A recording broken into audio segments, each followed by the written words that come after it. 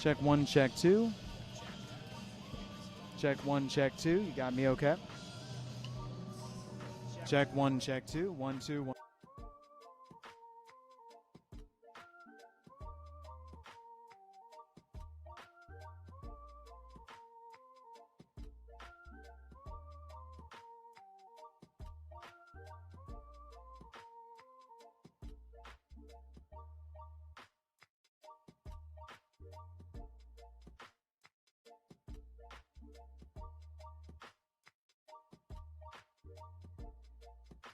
How we looking?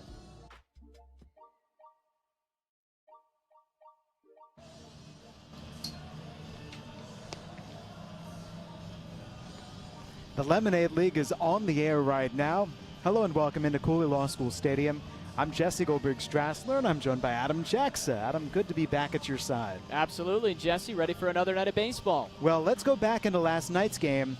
The Locos and the Lugnuts, and it was a game that took some twists and turns along the way. It's the Lemonade League. This is what happens. But back in the first inning, Nick Powers, the lefty's in trouble. Well, he struggled with 3 straight walks in the Lugnuts. Even though they didn't hit a couple of these balls hard, it did enough to bring in a couple of runs. Zaid Walker, the RBI infield single, and Joey Paywan. This should be an out. Yeah, Ruddock was trying to go out there. Williams misread it. It looked like off the bat. It ends up dropping in, and just like that, it's 2-0 Lugnuts. And then on the other side, there's the right-hander Dustin Renfro, who has it working. Yeah, he was so good last night. He was locating particularly well with that breaking ball. He went 5 innings and kept this powerful Locos offense silent. You don't do this to Adam Purdy very often. That's a strikeout of Purdy before. Here's a single by Purdy, but how about the relay to third base? Well, picture perfect. From right field to second, over to third, they get the lead runner and get out of the jam. Andrew Morrow brought his bat. Morrow did damage. The Spartan doubles here, part of 3 times that he's on base in the game, but this is part of a threat where the Lugnuts stranded 2 runners on, and the Locos have a comeback in store. Owen Ruddock, top of the 7th. That's an RBI single to right field. Well, they held them in check for 5 innings, couldn't do it for 7, and the massive inning came in the 7th when they scored 7 runs. Locos scored 2 runs in the 6th to tie it up, and you just heard Adam. They broke it open in a major way. Sean Haddle see a sac fly to center field. That brings in another run. Here comes Matthew Williams, and then add on a Brock Henley RBI single. Yeah, they got the walks, the wild pitches, the HBPs in early in the half inning. Then the hits started to come. They made the pitchers for the Lugnuts pay, and then it was shutdown time. Now the Lugnuts weren't done. That's a wild pitch by Nolan Knopf that brings in Morrow. The Lugnuts are within 6, but down goes Jake Badalamenti, frozen. Craig Palladar, not sure that's the final out of the game. Hey, it's the final out. Locos win. Well, the good news is he can say he's got a great mustache and they got to win. And that's all that matters. And it was an important game, Jesse, because that clinches the Lemonade League series for the Locos. And it looked like the Lugnuts were going to still have a chance until those later innings. That's right. So a 9-3 Locos victory over the Lugnuts. That was in game 18. Tonight, game number 19, the penultimate game in the Lemonade League schedule. Tomorrow, 1 p.m. afternoon affair. Adam, I'm about to lose you.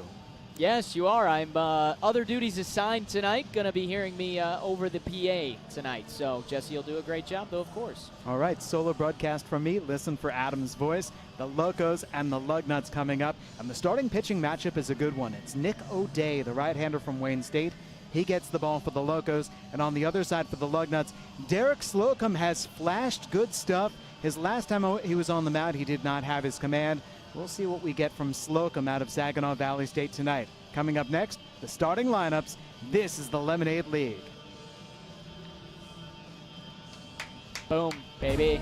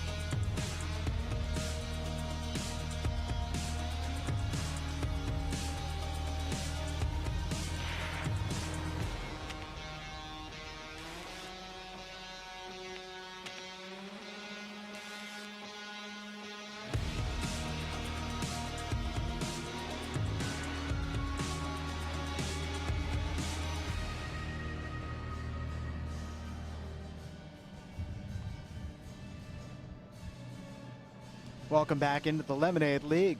Jesse Goldberg-Strassler here with you as the Goo Goo Dolls play us back in. From Cooley Law School Stadium on Michigan Avenue in between Cedar and Larch Streets downtown. The wind blowing left to right across the field as we have a check of the starting lineups tonight. Game number 19 in the Lemonade League.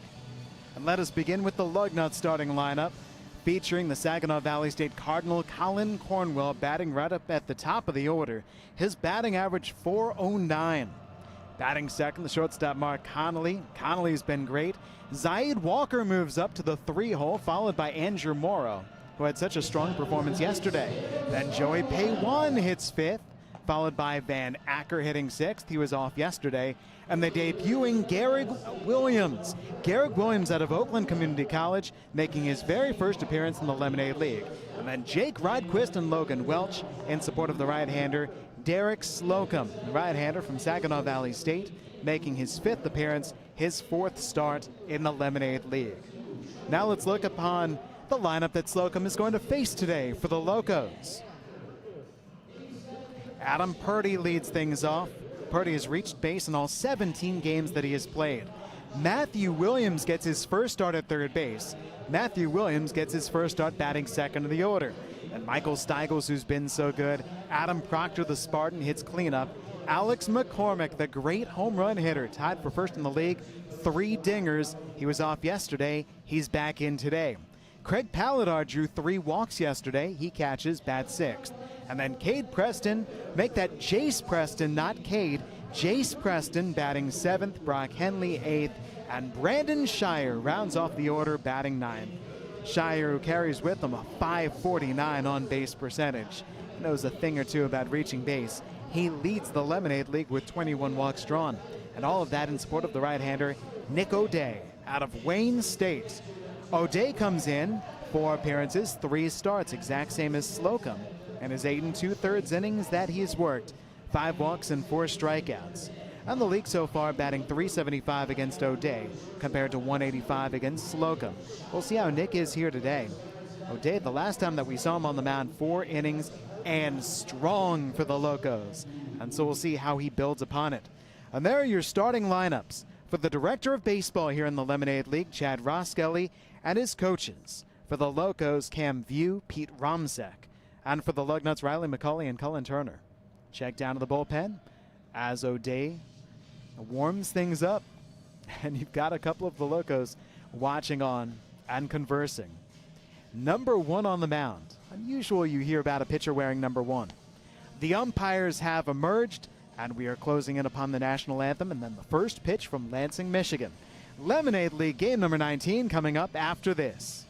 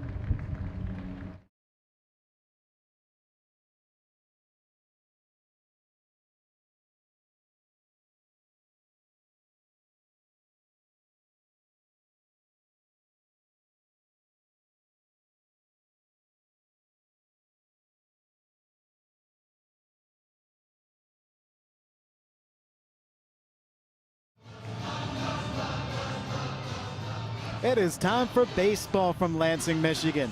Huge thanks to the crew sitting to my right in the control room. I'm Jesse Goldberg Strassler, glad to have you here along with me. The Lugnuts, the Locos, game number 19 in the Lemonade League, the College Wooden Bat League, here in Michigan State Capitol, playing with the yellow baseballs, the 7-inning games, and the home run derbies if the game is tied after 7 innings, replacing extra innings. But so far, the game has not been tied after 7 innings. We have not seen a home run derby. What we have seen has been an awful lot of offense. But we've got 2 starting pitchers tonight who want to do their best to tamp that down. Nick O'Day is the first one to the mound, the right-hander out of Wayne State. And he'll take on the Lugnuts' Colin Cornwell, Mark Connolly, and Zaid Walker. Our home plate umpire is Mitch Tresiak. On the bases umpire is Austin White. Shadows are long across the field. The video board shadow has stretched across deep center field from left center to right center. Meanwhile, in left field, the shadows have encroached from the corner. All the while, the Locos go through their defensive paces. The first baseman, Jace Preston, is really struggling in terms of that sun. So that is something to keep our eye on as things go forward. And there you see the right-hander, Nick O'Day. 6 feet tall, 180 pounds. A senior out of Detroit Catholic Central. O'Day makes his 5th appearance, his 4th start in the Lemonade League. The last time that we saw him, he was working. 4 innings for Nick O'Day, getting the Locos deep into the game, a game that they won, and looking to carry them once again here this early evening, this late afternoon. We begin with Colin Cornwell stepping in from the left side. It is 7:02 p.m. The first pitch. Just off the outside corner from Mitch Tresiak, and ball 1.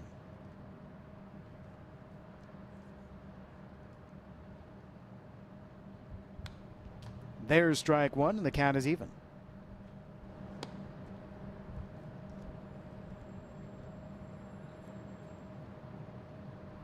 Colin Cornwell coming in, 18 hits through 16 games. You add on 11 walks, a .526 on-base percentage. Backdoor breaking ball lined over his short and a base hit to left. Alex McCormick gets it in. A leadoff single for Cornwell. 19 hits for Cornwell, and that leads the Lemonade League.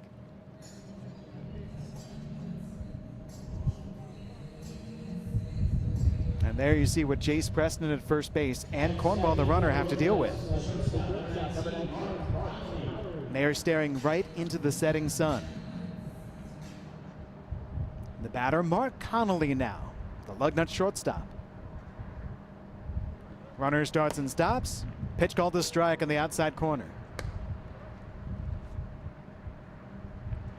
Cornwell also leads the Lemonade League, 12 steals and 13 attempts.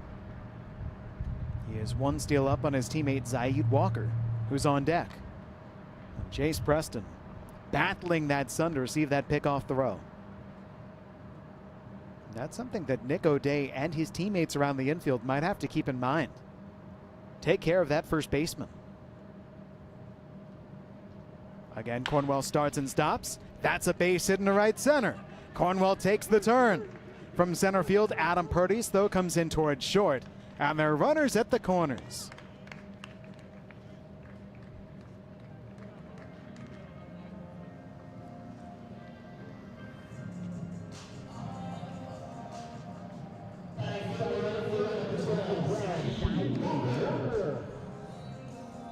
Singles by Cornwell and Connolly. And here's Zaid Walker. Connolly at first base, 9 steals in 10 attempts. Nobody's running. Fly ball right field, twisting on Steigels. He's got the catch. Cornwell's got the tag. He's coming in to score. 1-0 Lugnuts on the Walker sac fly.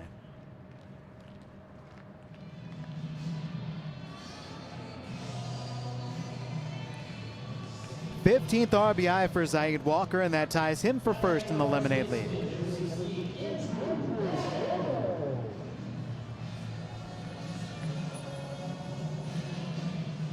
Now the first baseman, Andrew Morrow. From Michigan State, same as Zaid Walker. Connolly runs, pitch high, throw down, one hop not handled by Henley. The steal for Connolly is his 10th.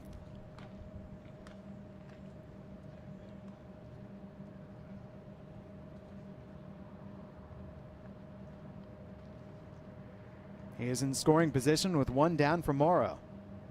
1 ball and no strikes. Popped up. Foul ground for the catcher, Paladar. Second out, and that's a big out for O'Day to get Morrow. And nice of the home plate umpire Teresiak to hand the mask right back to Paladar.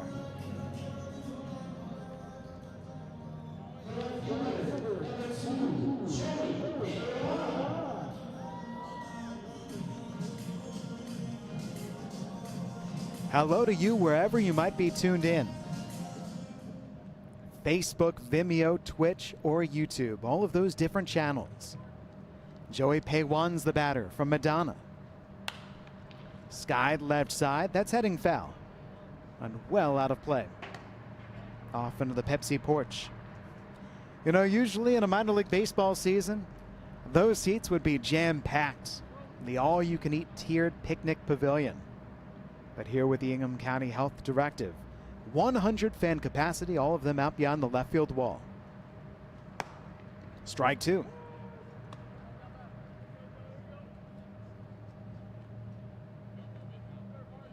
Joey Paywan is hitting .211 through 15 games, but a .392 on-base percentage. He had an RBI single in the first inning yesterday. He goes right through this one, a foul tip hung on to by Paladar. And the first strikeout for O'Day ends the first. But the Lugnuts do score first. 2 hits, a sac fly by Walker, and we go to the bottom of the first inning. Locos coming up down by a run.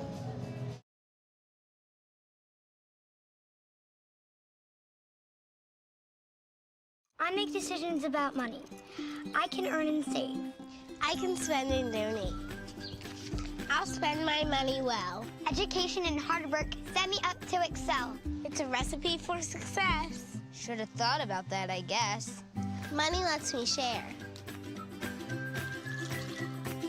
I better prepare. Saving's a good lesson to learn. Because a penny saved is a penny earned. Teach kids how to earn, save, spend, and donate. Visit chachingusa.org. Looking for the perfect weekend getaway? Love Lansing like a local. And we promise, you'll love Lansing just as much as we do.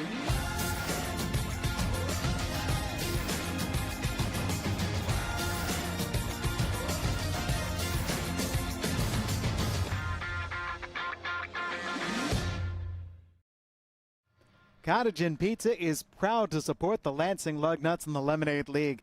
Cottage Inn has been making gourmet pizzas since 1948. Enjoy their delicious gourmet pizzas, salads, subs, wings, and more. From thin crust to deep dish to gluten-free options and beyond, Cottage Inn Pizza's got you covered. They even have plant-based pizzas available at select locations.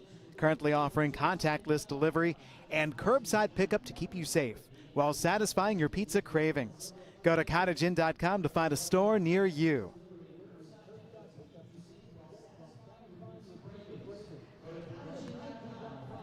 As we go to the bottom half of the first inning, Jesse Goldberg-Strassler here with you. Locos coming up with Purdy, Williams, and Steigels, and they're already down by a run. A leadoff single by Colin Cornwell, single to third by Mark Connolly, and scored by Zaid Walker sac fly. And all of that to support that right-hander you see, Derek Slocum from Saginaw Valley State. 6 feet tall, 175 pounds. Redshirt freshman from Otsego.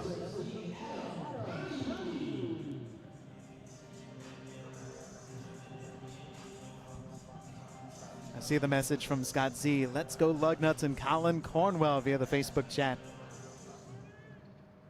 So far, so good for the Lugnuts, and now we see with Slocum, who deals to Adam Purdy. Purdy has been a tough customer. The senior from Concordia comes into this plate appearance carrying a .347 batting average. Not only that, a .515 on-base percentage. He has reached base in all 17 games, 17 hits, 17 walks.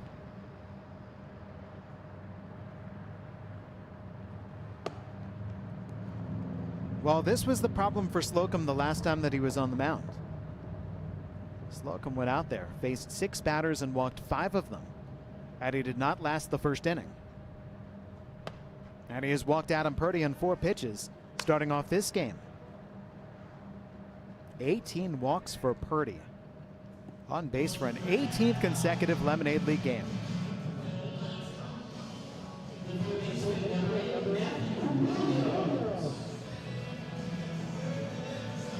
Hey, here's Matthew Williams. And this is earned for Williams, all the way up to the number 2 spot in the order. Ball 1. 2 more hits yesterday with a single and a double. And so Williams is now hitting .419. In 12 games, 13 hits. That is 6 straight balls thrown by Slocum to start off this inning.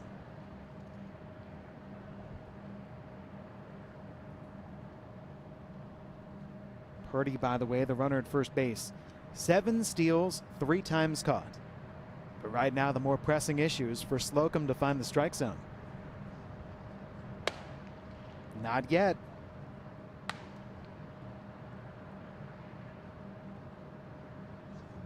Everything right now is missing up, and it's missing arm side.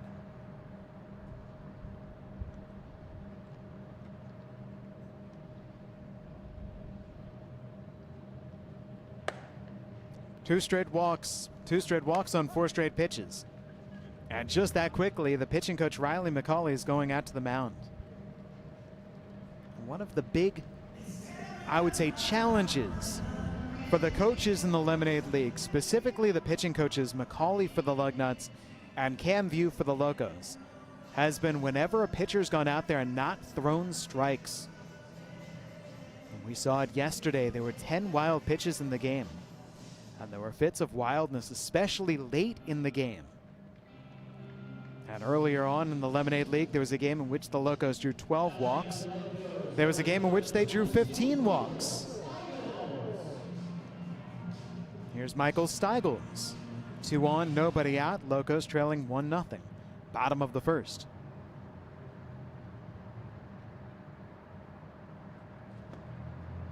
There's strike 1.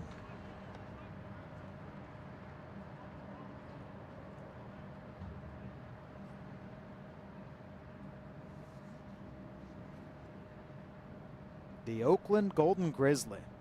Steigels hitting .308. Hits a fly ball to left center field. Paywan and Cornwell over. Paywan there from left with the catch. Both runners tag up. A throw into third is late. Purdy to third and Williams to second. That is sound base running by the Locos.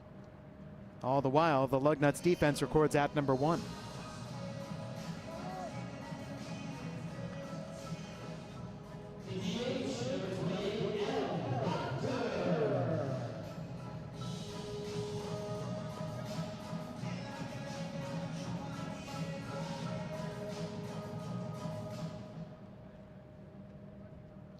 Now Adam Proctor batting cleanup in the order.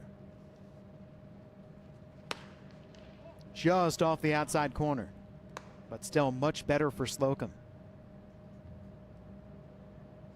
Proctor, the Michigan State Spartan, playing in just his 4th game in the Lemonade League. He was removed yesterday because he tweaked his quad. Good to see him back in the order again today, DHing with Craig Palladar playing catcher. Proctor, the former St. John's Red Wing, located just up the road. Williams at second, Purdy at third. 3-0. And this doesn't feel like a loss of command for Slocum. This feels like he's being very comfortable, or very cautious, very careful with a very dangerous hitter in Adam Proctor. A 3-0, ball 4. The bases are loaded with walks, and Alex McCormick is coming up. He of the 3 home runs.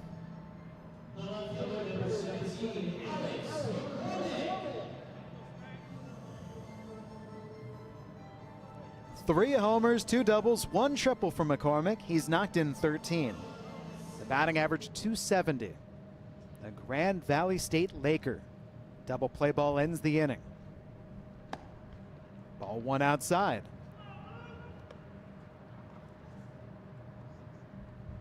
We have not seen a grand slam yet in the Lemonade League. Meanwhile, Slocum, the right-hander, has induced 4 double plays. Foul back to the netting.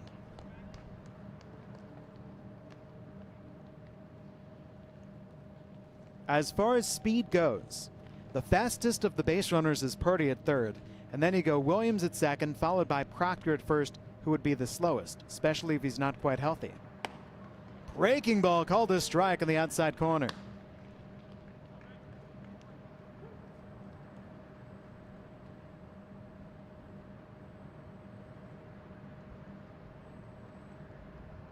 Now Slocum looks for the K. Breaking ball hangs on him. The wind is gusting out right now. Anything hit in the air could be an issue. And McCormick, so much power. Down he goes on strikes. First K for Slocum. 2 gone in the first inning.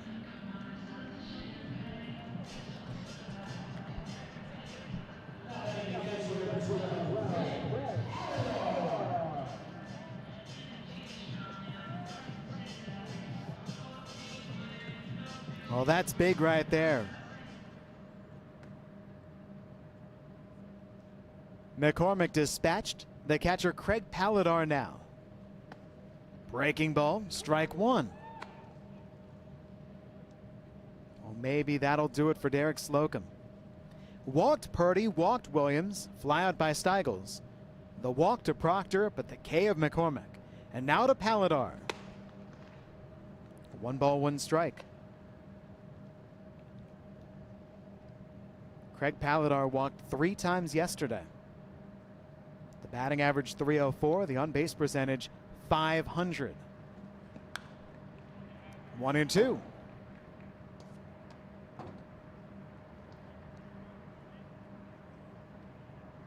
Purdy a word with his third base coach, Pete Romsek. Romsek from Salem. That's where he's the assistant coach. 2 balls, 2 strikes on Palladar after a high fastball.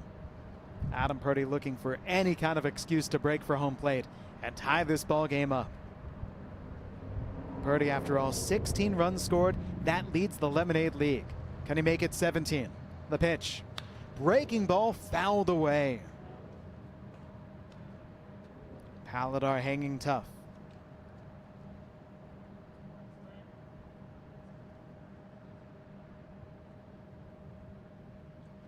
The lead for Purdy. The pitch for Palladar. Just a little high. And you saw Slocum walking off the mound hoping for that call. Well, now at 3 balls and 2 strikes, this is an action pitch. And these runners will be in motion. All the while, Jace Preston practices his swing. There go the runners. Pitch is inside, and Derek Slocum has walked it a run. 1-1 in the first. Run number 17 for Adam Purdy.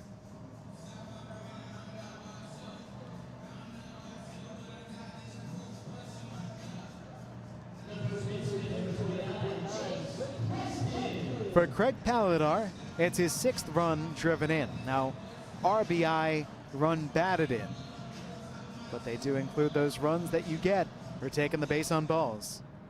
And now Williams at 3rd, Proctor at 2nd, Palladar at 1st.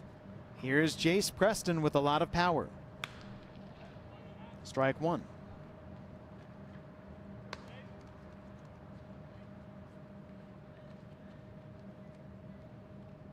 A lot of pitches here in the first inning for Slocum.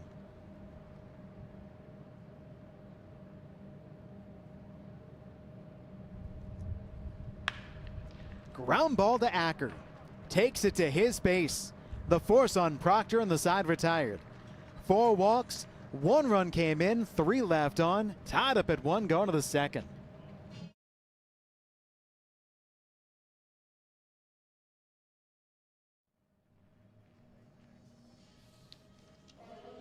Well, every Lemonade League game you hear us talk about these great 25th anniversary bobbleheads.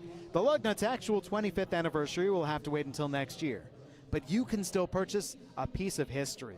Limited quantities of the 25th anniversary bobblehead series presented by Sparrow, Michigan Student Aid, and Physicians Health Plan are available right now. The set features former Lugnuts greats Mark Pryor, Noah Syndergaard, Vladimir Guerrero Jr., and Bo Bichette. Now supplies are limited. Order yours online at LansingLugnuts.com.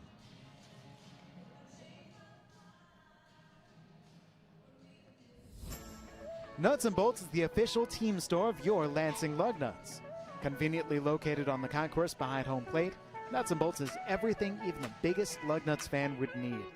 Nuts and Bolts is open before, during, and after all Lemonade League games, so step in, check out all the great Lugnuts and Locos gear today.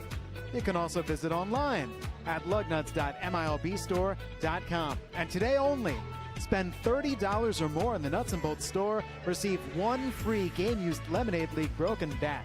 Spend $60 or more, receive 1 free game-used Lemonade League team autographed broken bat. Supplies are limited. Items of the homestand, you see the Locos gear. We'll talk more about this coming up in the second inning. Seltzer, a wave of refreshment. Crafted using our unique Brew Pure process. Made pure. Nothing tastes like White Claw hard seltzer.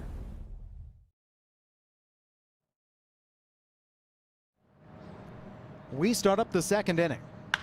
A ground ball hit fair up the third base side for Van Acker, and this is extra bases. In the corner, McCormick gets it out.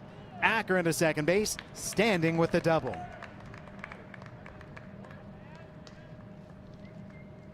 Oh, Van Acker notching his 4th double, tying him for most in the Lemonade League. Not a way to ignite the second inning against Nick O'Day.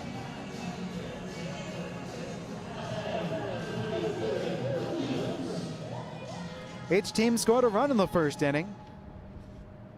O'Day to Garrick Williams. Broken bat ground ball in his very first Lemonade League at bat. Chase Preston takes it himself. And to third base, Acker. 1 down. Not too much of a chance to talk about Garrick. And that first name is Gehrig. If you're familiar with the great Yankee first baseman Lou Gehrig. Garrick Williams, a baseball family, clearly. Here's Jake Rydquist now, runner at third, only 1 out. Can he bring in Van Acker? Strike 1 from Nick O'Day. Oh, what a deal in the nuts and bolts shop. Love that. Hey, if you're watching this game, go online. Knocked down well by Craig Paladar. So just to reiterate, today, if you spend $30 or more in the Nuts and Bolts store, you will receive 1 free game-used Lemonade League broken bat.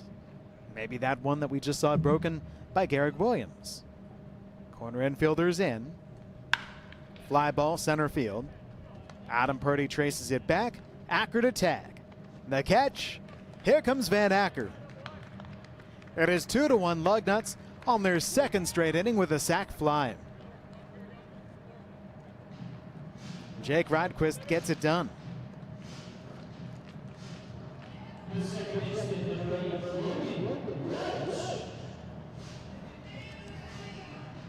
And now Logan Welch. So $30 or more, a free game-used Lemonade League broken bat. $60 or more, a free game-used Lemonade League broken bat, autographed by the team. Logan Welch swings and misses. So go to LansingLugnuts.com, go to that Nuts and Bolts shop. Or you can go to lugnuts.milbstore.com directly. O'Day's fastball up and in. $30 or more, a free game-used Lemonade League broken bat. $60 or more, a free game-used Lemonade League team autographed broken bat. Welch swings and misses again. Hey, O'Day ended the top of the first inning with a strikeout. And now looking to do the exact same thing here to end the top of the second. 2 outs, nobody on.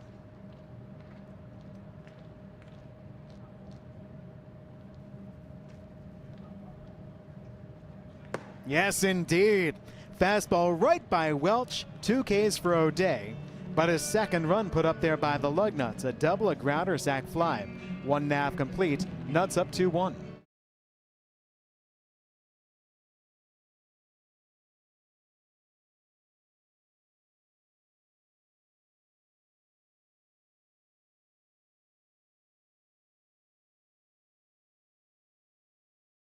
Sparrow Medical Minute, the latest health news and information from Sparrow, Mid-Michigan's healthcare leader. I'm Cheryl Fritz here with Hillary Turansky, physician assistant with Sparrow Occupational Health.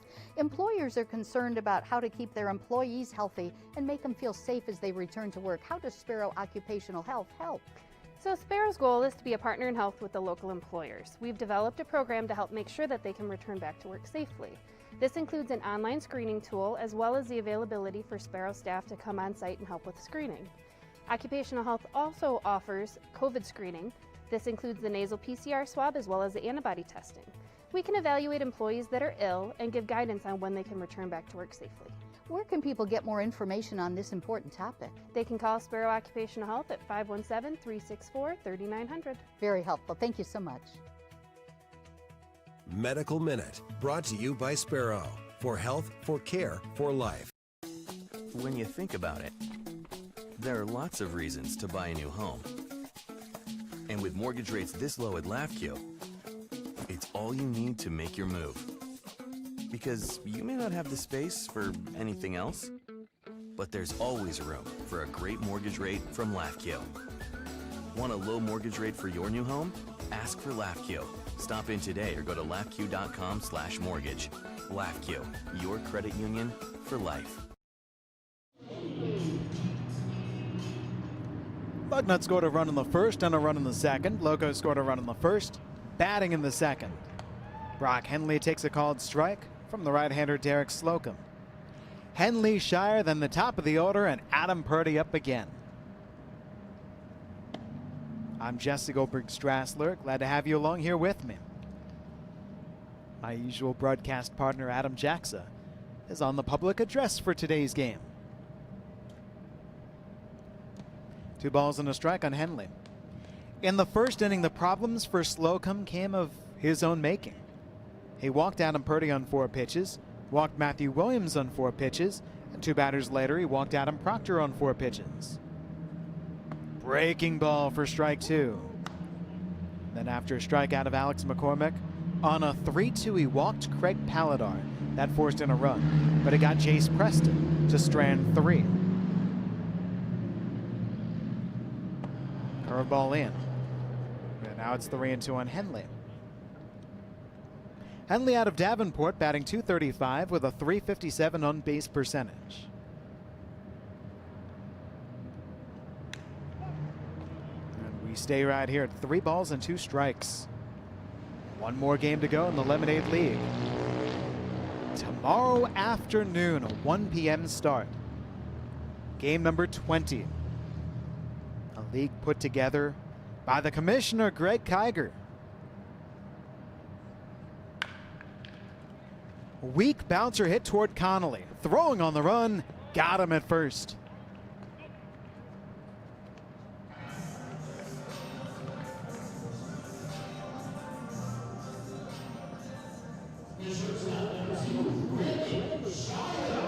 Here comes Brandon Shire. Major credit goes the way of Greg Kiger for everything going on with the Lemonade League. And putting together the coaching staff, the teams, the games. Ball 1 inside. And this has been Kiger's league. And it's been fun watching the commish work, especially as players started to leave to go back to college. 2-0 for Shire. Wearing number 2, the Loco shortstop. Batting in the number 9 spot of the order. Now, the batting average for Brandon Shire is only .207, but the on-base percentage .549. That's well foul. Shire's worked 21 walks compared to 7 strikeouts. 21 walks, very much the highest total in all of the league. 21 walks in only 15 games. Hitters count here. 3-1. Fastball high from Slocum. The catcher, Garrick Williams, in his Lemonade League debut. The signal for Slocum. Strike in the outside corner. Not walk number 22. Not yet for Shire. 1 out, nobody on. Slocum and the Lugnuts up 2-1.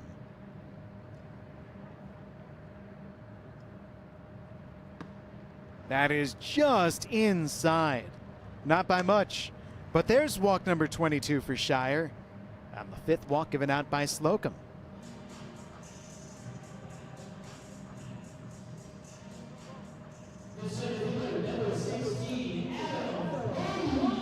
Oh, by the way, Shire 6 for 6 in stealing bases.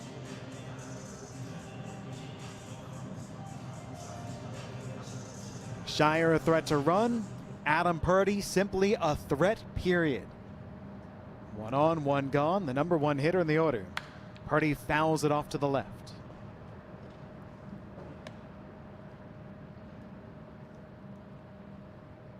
Purdy scored the game's first run for the Locos. He walked leading off the home first inning. Came in on the Craig Palladar walk. Pickoff throw. And no tag for Shire. Although it looked like Shire was a little late in reacting.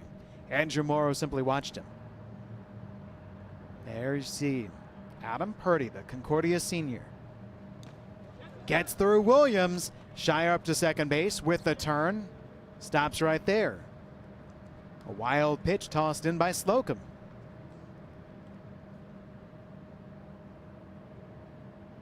Brandon Shire out of Portland St. Patrick into scoring position. Great RBI chance here for Purdy. Purdy has knocked in 9. Very deliberate mannerisms. Outstanding bat control. 2 balls and a strike. He's out in front. Out of all the flux going on in the Lemonade League, mentioning the players coming in and out, and all that Commissioner Greg Kiger has had to do to manage that, make sure there are enough pitchers, enough catchers, everything else, Adam Purdy has been a constant. Went around too far. Shire for third. Throw gets right through Acker, and Shire's going to try to score. From left, Paywan, no throw. Shire's in. We're tied up 2-2.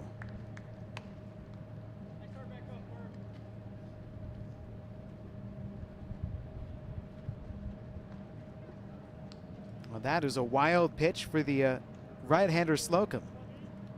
And then the throwing error on the catcher, Garrick Williams.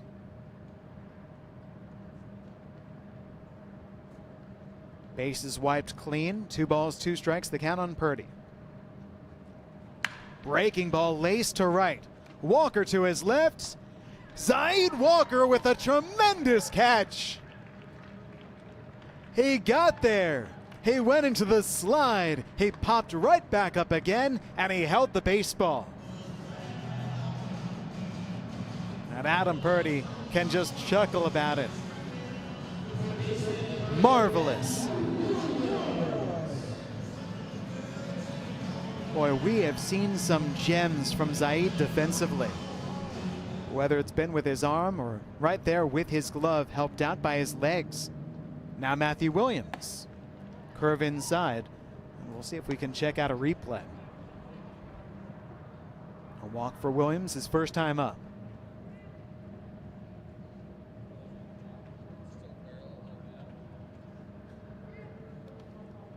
Two balls and no strikes. Here is that replay. Hard line drive by Purdy, catching all of that hanging breaking ball. And Walker on the sprint, getting there. And how about the finish?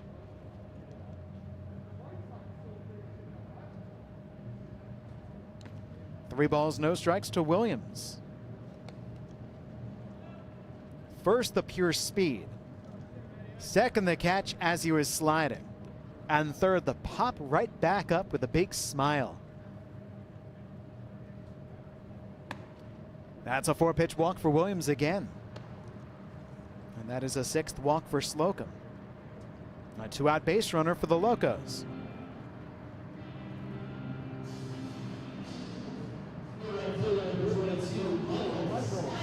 I wonder if we'll be able to put out or to put together just a defensive reel of the best highlights we've seen defensively in the Lemonade League. League is ending tomorrow. We'll see if that would be a lot of fun to just put out all these great highlights. Williams takes off, pitch downstairs to Steigels, gets away from Williams. And Williams, the runner, stays at second. Williams, the catcher, no relation, gets it right back to the pitcher, Slocum.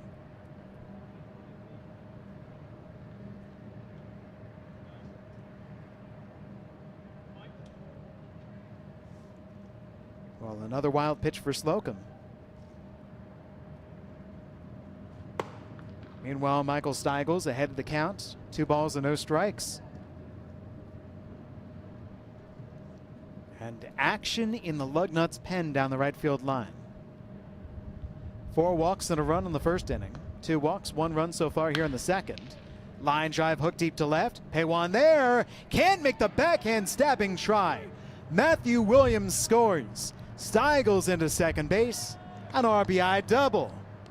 The Locos have their first lead, 3-2 in the second inning.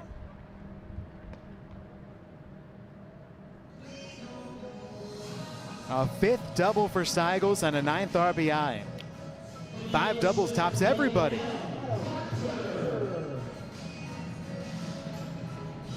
That was difficult for Paywan. That baseball hooking away from him.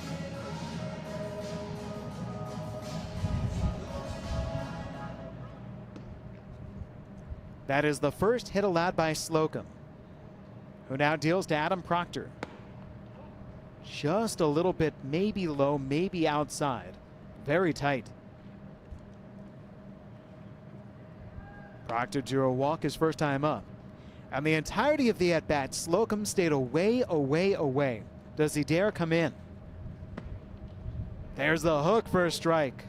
Well, that'll work.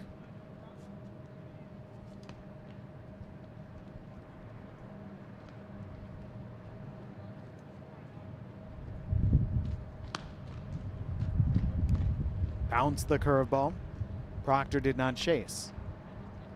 Ryan Steinhauer, the freshman out of Lansing Community College, warms up in the Lugnuts pen. So this could be the final frame for Slocum. Looking for out number 3.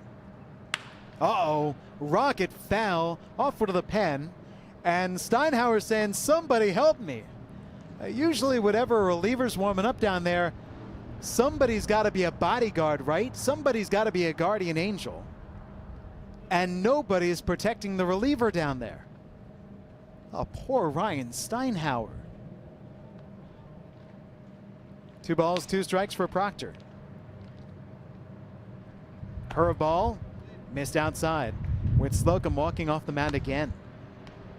There have been probably about 3 times or more where Slocum thought that he should have gotten the call, and he has not gotten it from Mitch Tresiak. So the count is 3-2, and he walks Proctor. And what a bat toss for that walk. He got some air. You don't see many bat flips like that for a walk. Oh, the shot put for Proctor. And here's Alex McCormick.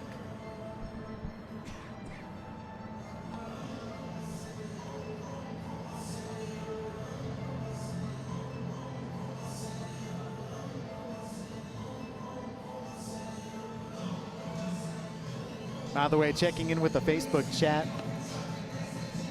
Nicole rooting on the Locos with that familiar last name shared by the Locos starting pitcher.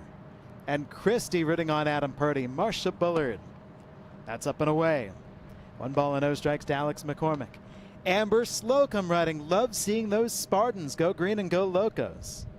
John Cornwell checking in. Pat McGuire. Bill Williams wonders, how tall is Garrick Williams? I'll tell you after this pitch. Just outside of McCormick.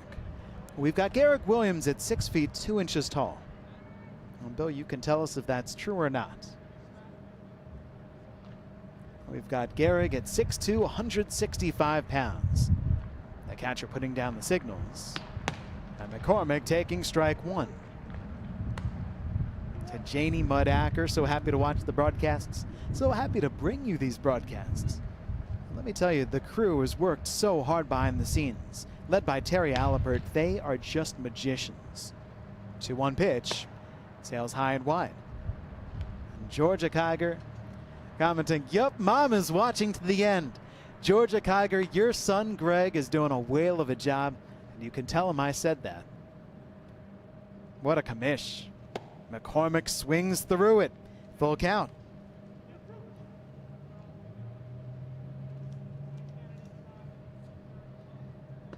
Steigels at second, Proctor at first. 2 runs in this frame for the Locos. Runners move with this 3-2. Popped foul and out of play to the left. Now McCormick went down on strikes his first time. Steinhauer's ready in the pen. So we could be watching Derek Slocum's last pitch. Here it is. Again fouled off. Not yet. I'll restock that home plate umpire Tresiak with more baseballs. Usually that is done by the bat boy during the minor league baseball season, and today, Lemonade League play, it's done by the DH Jake Rodquist pitching in. Here goes Steigels and Proctor. 3-2, high and away. Well, 4 walks in the first inning for Derek Slocum. And that is his 4th walk here in the second. And now he's going to walk off the mound because here comes Cullen Turner.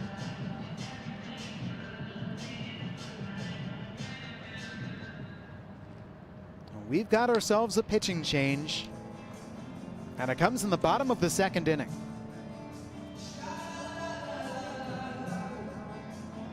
Well, not quite Mr. Jones and me. Mr. Steinhauer and me, Cullen Turner's about to say. Welcome in Ryan Steinhauer, the lefty from the pen. Derek Slocum, the departure.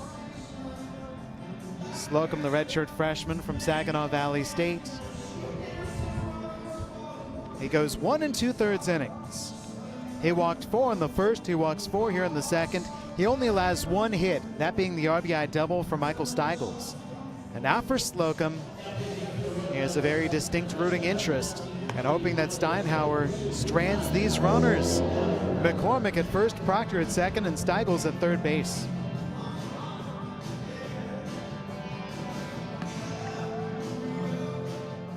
Now, the last time that we saw Ryan Steinhauer, it was the first time that we saw Ryan Steinhauer.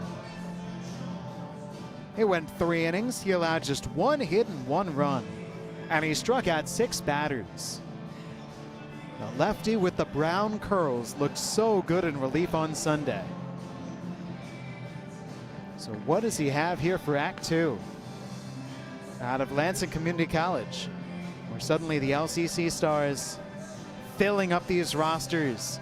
Craig Paladar is about to come up to home plate, and so we'll see LCC catcher against the LCC pitcher.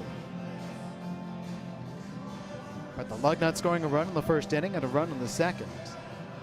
The Locos answering with a run in the first, and now 2 so far here in the second, and they're looking for more. And that, even though it's just the second inning, we've seen how the Locos have put the big innings together. Yesterday was a 7-run seventh that led them on their way to their 9-3 win. You never know early on, and yet a potential crucial moment for Steinhauer trying to keep this a 1-run game. Music is off. We enjoyed it while it lasted. Here comes Craig Paladar.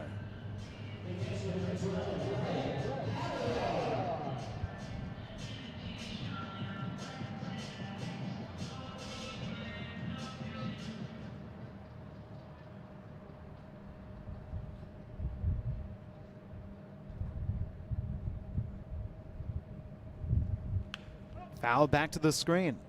By the way, hello to Kevin Thatcher checking in via Facebook. Kevin Thatcher currently recovering from a major medical ailment and recovering by checking in with some Lemonade League baseball. We help out the healing process. Paladar takes the breaking ball down and in. Just a joy. Talk about a guy who knows his way around technology, a computer wizard.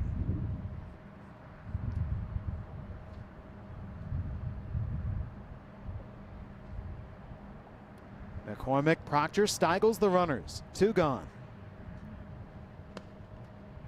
Strike across the inside corner. I noticed the comment via Facebook. Marsha Bullard saying, what, no Adam Jackson tonight? No, Adam, my usual broadcast partner, has been called into duty on public address. He's the PA announcer tonight. Big breaking ball, called strike 3. Steinhauer gets out of the jam. 3 left on in the second. Locos score 2. 4 walks, 1 hit, going to the 3rd inning, and the Locos lead 3-2.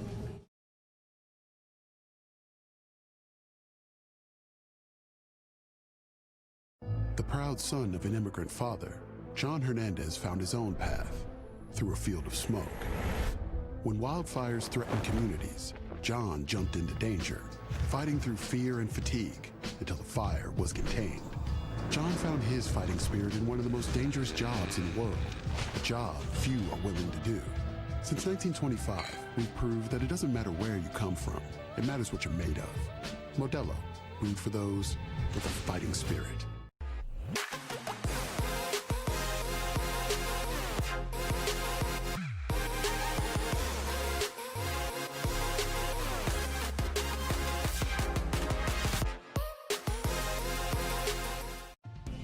Every act, every gesture counts right now. Because together, it all makes a difference. And staying committed to the health of our communities is everything. Which is why Blue Cross will remain committed to you, ensuring you can get the care you need with resources like virtual doctor visits and our 24-hour nurse line. You'll have access wherever and whenever you need it. Blue Cross will stay by your side for whatever comes next. Oh, we have not seen a 0 put up there yet. Lugnuts score 1 in the first, Locos score 1 in the first. Lugnuts score 1 in the second. Locos scored 2 in the second, and now the third inning. And we see, will there continue to be a little bit of inflation? Top of the order time for the Lugnuts, Colin Cornwell, the batter. Mark Connolly, Zaid Walker up after him. 1, 2, 3. And there's Zaid Walker selecting his bat. Right-hander Nick O'Day. Ball 1 with that breaking ball just inside.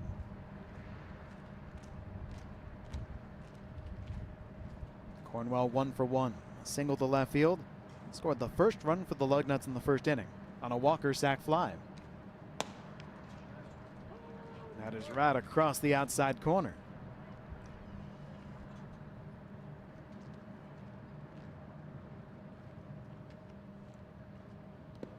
Two balls and a strike. There's a bit of a delay because I need to refresh my browser every time I check in, trying to see the newest comments. I love knowing from Becky Proctor that Adam Proctor used to do the shot put in middle school. Cornwell didn't chase. Mentioned how Adam shot putted his bat, drawing a walk in the bottom of the second. Hey, who knew? It's true. He knows the proper technique. And a 3-1 pitch. Ball 4 for Cornwell on the first walk issued by O'Day. Hello to Steve Baxley as well. Steve Radden, Lansing Lugnuts on Facebook Live has a nice ring to it. Well, I tell you what, next year when minor league baseball returns, this is very much what the Lugnuts are looking into, saying, why not? Why not put Lugnuts games on Facebook Live? Potentially. O'Day checking in with the runner and a difficult catch for Jace Preston. We'll see if the different things that we're trying out over the course of this summer, that we're forced to because of necessity. Another pickoff throw, tag, late, Cornwell back in. What are things that could potentially get carried over to next year? But it really is all because of the hard work led by Terry Alipert and Daniel Higgins and the whole crew. Cornwell takes off, pitch outside, throw down. Skips off shortstop Shire's glove, and Cornwell heads for third base. Adam Purdy won't try to make an effort. Instead, just the lob into second. So call it a steal, and then the throwing error by Paladar. Just like that, a walk can turn into what amounts to be a triple. Cornwell in position to score again.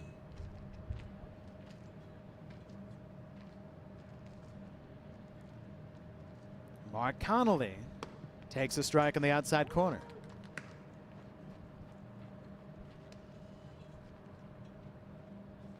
Connolly with 10 runs batted in.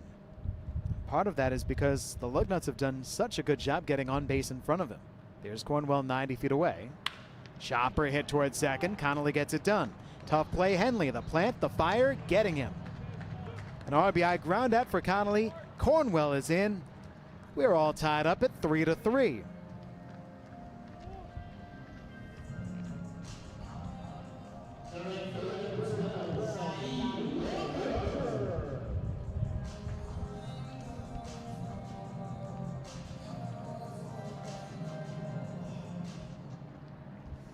Here now is Zaid Walker.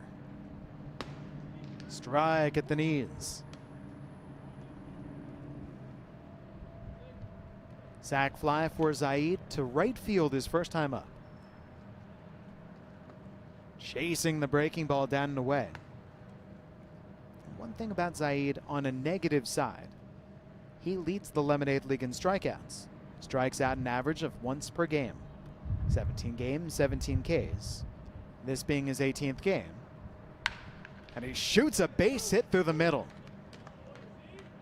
Give him his 18th base hit of the Lemonade League. So averaging a hit a game 2. And that was on a line. A 1-out single.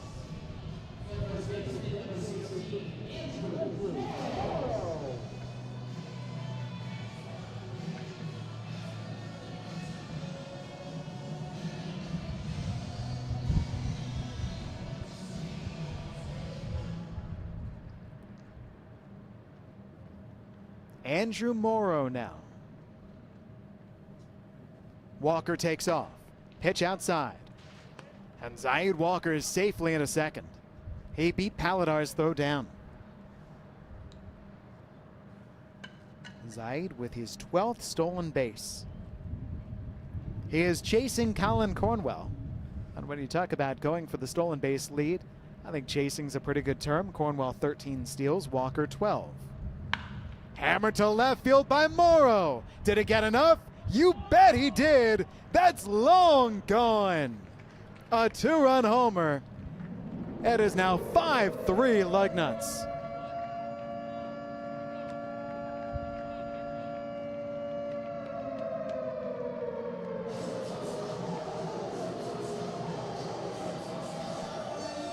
Andrew Morrow has some kind of strength.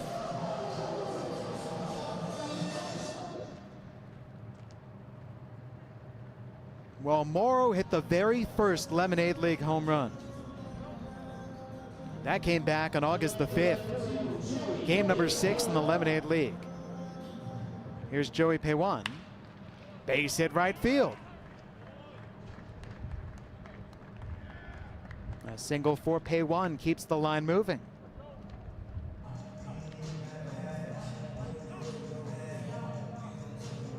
That is hard contact against Nick O'Day. And the pitching coach, Cam View, wants to nip this in the bud.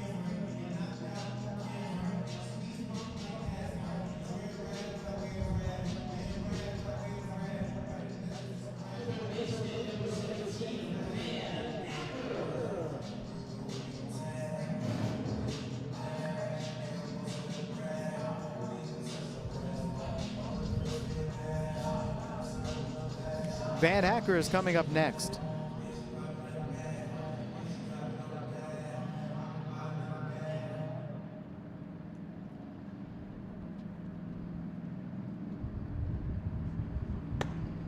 Ball 1. At first base, Paywan a threat to run. Here's the home run by Andrew Morrow. We'll see if we can catch a good glimpse of it. Paywan does run. Pitch called a strike, and the throw down, not in time. And there, the finish of that home run. How far it went out beyond the left field wall. Andrew Morrow's second round trip in the Lemonade League.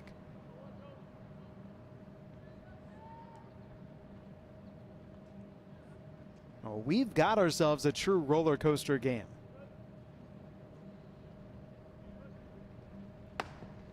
Two balls and no strikes on Van Acker.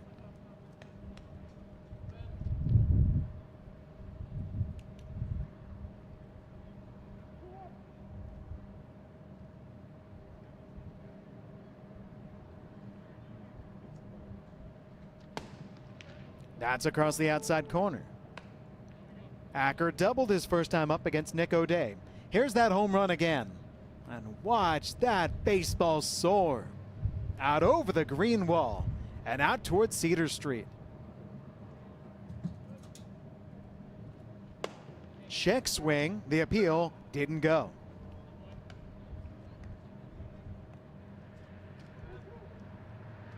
Because Cooley Law School Stadium is situated on one city block in between Cedar Street, Larch Street, downtown, you really can hit that baseball onto the street.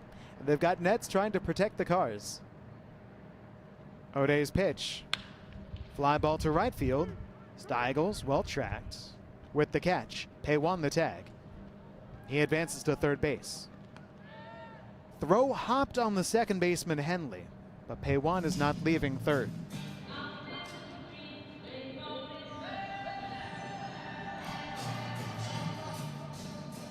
With 2 outs, Garrick Williams has his second at bat.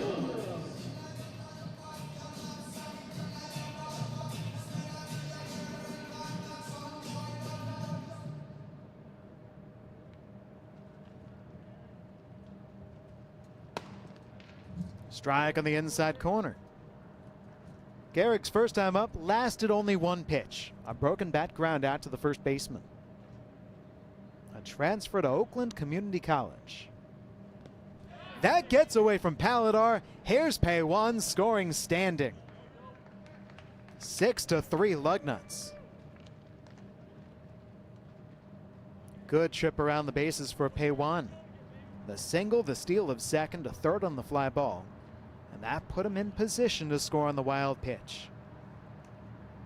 The Locos entered this frame leading by 1. And now they're down by 3.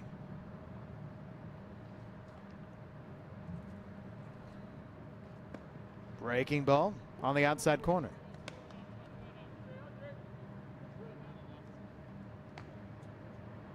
Garrick Williams out of Rochester Adams. That unstained bat in hand. Although you can see it stained with the pine tar. That's a little looper to right and down for a base hit. He went oppo. A single for Williams. That extends this third inning for Jake Rodquist. Nick O'Day is saying, I put that ball right in on his hands, and he flared me.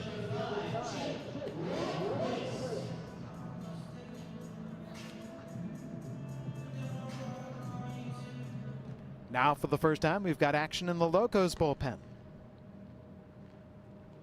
Jake Rodquist gets a base hit up the middle. Williams stops at second as Purdy gets it into short. A single for Rodquist. And we're about to see our 9th Lugnuts batter of this top of the third inning.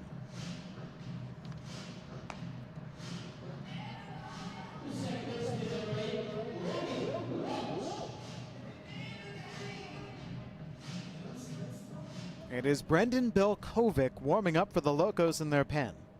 The Wayne State right-hander. Logan Welch lines a base hit down the right field line. That gets into the corner. Williams scores. Rodquist is around third. He's coming in to score. To second base with a 2-run double, Logan Welch. And it's 8-3 Lugnuts.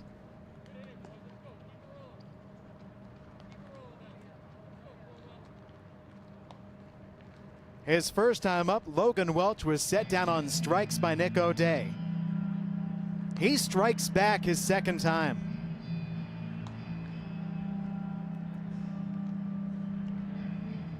Top of the order time yet again, the 10th batter of this inning, and Colin Cornwell.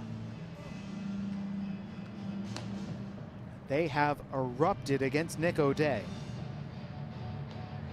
And here comes a visit to the mound. This looks to be Pete Romsek, which means that is all for O'Day. Well, Nick O'Day in this third inning, facing the entire starting lineup, all 9. 1 walk, 1 ground out, 1 fly out, and 6 base hits. And of those, he allowed singles to Walker and Paywan and Williams and Rodquist, and the double to Welch, and the home run to Morrow. It's the double by Welch that knocks him out. And we now see Brendan Bilkovic, the spectacled one who takes over on the mound.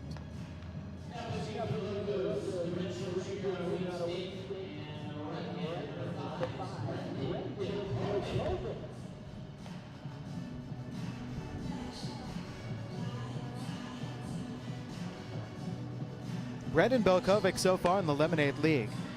8 appearances, 2 of them starts. So appearance number 9 here today. Leaves him behind only his teammate Ryan Aben for the most games pitched in the circuit. Bilkovic has gone 10 innings and he has struck out 15 batters, but he has also walked 19. He has hit 2, he has tossed 5 wild pitches. League batting .250 against him. When he's going well, 11 ground outs compared to 3 outs in the air. So strikeouts and ground outs. And the question with him has been, does he have his command or not? Last time that we saw him, he did not have it. And we'll see how well he locates here. With Cornwell, Connolly, Walker, top of the order, looming. The Locos lead this Lemonade League Series 11-7. because there are only 20 games, the final one tomorrow, the Lemonade League Locos have locked up the trophy. There's a championship.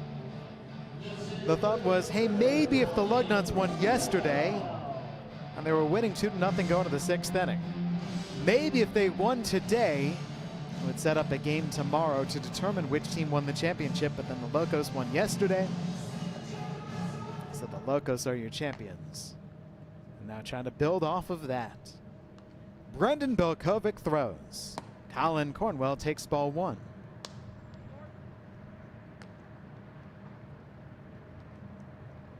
Nick O'Day ends up going 2 2/3 innings. There's a strike.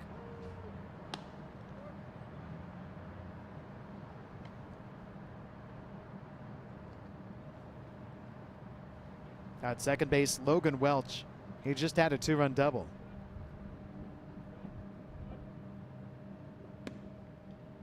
Missed inside. Cornwell the batter, a single and a run scored in the first inning. A walk, a steal, and a run scored earlier in this inning. They have officially batted around, and he is the 10th batter to come up.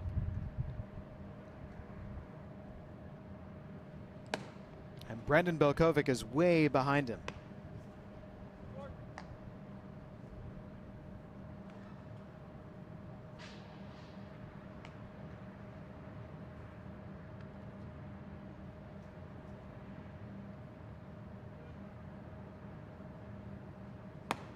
There's ball 4. A second walk drawn by Cornwell in this third.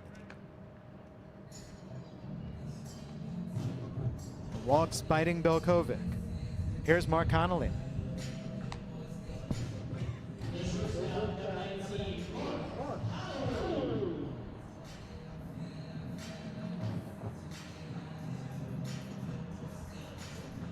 Cornwell at first, Welch at second. 2 men out. Belkovic offers. Chopper hit wide of first.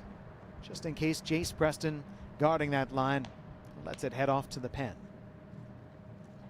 Single and a steal in the first inning, and an RBI ground out this frame for Connolly, the Lugnut shortstop. Freshman at Lansing Community College. And a spark plug in this Lemonade League.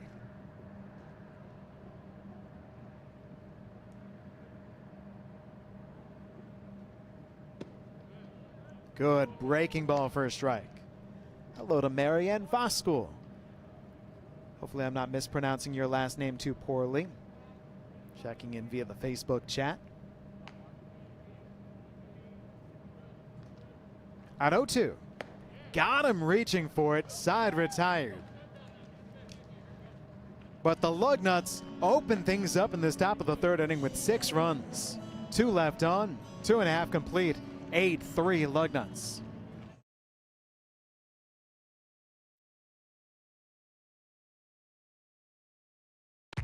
Corona is the original cerveza más fina of Mexico. And since 1925, it's been made with the finest ingredients. And most of all, with our heritage and our pride. In 1981, we didn't just bring a beer to the States. We brought our way of life. Because when you're proud of what you do, you want to share it with the world. Corona, we share more than a beer. We share the same history. It is time now for our Lugnuts trivia presented by LaughQ. LaughQ, your credit union for life. A look at the question before it was Good Hops. What was the name of the group area located in left field called? Was it the Home Run Hangout, the Home Run Alley, Gasoline Alley, or Blue Olive? What do you think? Well, here's how you answer, enter, and win. You go online to www.milb.com/Lansing/fans/contests to answer and enter. All the fans watching this from Good Hops. That is your Lugnuts trivia, presented by LaughQ, your credit union for life. What was it called before it was called Good Hops?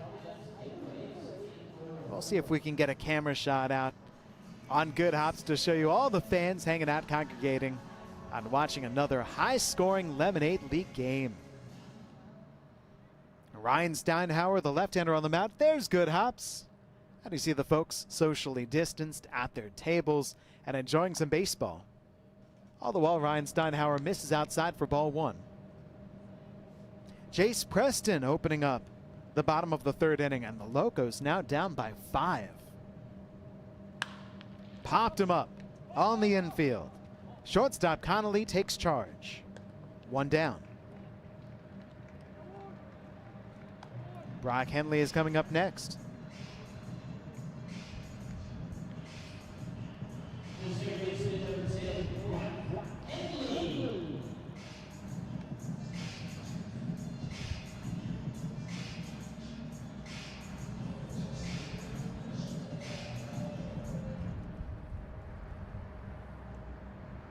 Brock Henley, and we've set that first pitch breaking ball. Filthy stuff from Ryan Steinhauer. Steinhauer came in to replace Derek Slocum in the bottom half of the second inning. And he stranded the bases loaded. Drops in that hook for a strike. And you consider Locos leading 3-2, bases loaded, 2 gone. They've got Craig Palladar, who's been so effective at home plate. Henley goes down on 3 pitches. Good morning, good afternoon, and good night. And Garrick Williams hums it around the horn. Oh, Steinhauer strikes out Palladar watching. And then immediately, the Lugnuts score 6 runs in the top half of this inning and knock out Nick O'Day.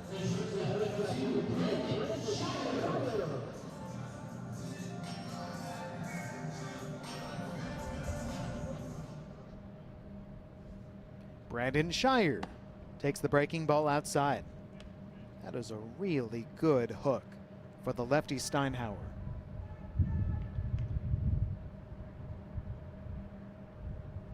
There's the fastball, which is darn good in its own right. Giddy up and right past Shire, who walked, stole second, scored the second run last frame.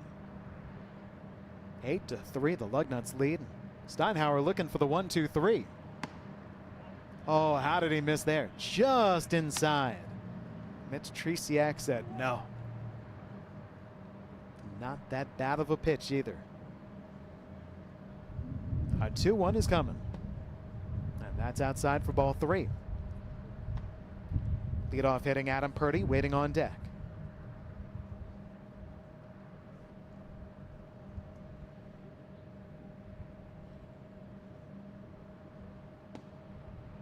Shire walks again. He walked in the second. He walks here in the third. He has drawn a walk for the 23rd time. 23 walks in 16 games. My goodness. 2-out base runner for Purdy.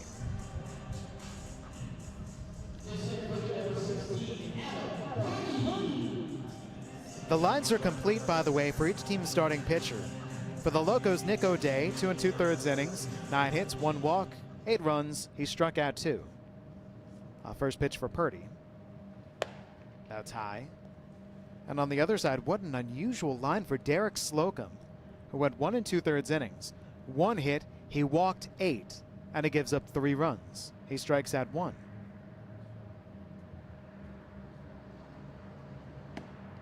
There's a strike on the outside corner. Purdy has walked and scored, and his last time up, he was robbed. Just a beauty of a web gem, made in right field by Zaid Walker on a hard, deep Purdy line drive. Strike 2 on the outside corner.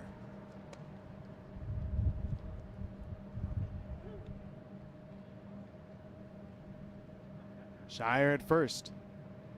2 outs for the Locos in the home half of the third inning. And a 1-2, Shire running. Pitch is up, throw down by Williams. 1 hops beyond Connolly into second, into center. Shire heads for third. Throw off line. A steal, a throwing error again. As those 1-hop throws that we have seen are right on the base, but the infielders have been unable to handle them.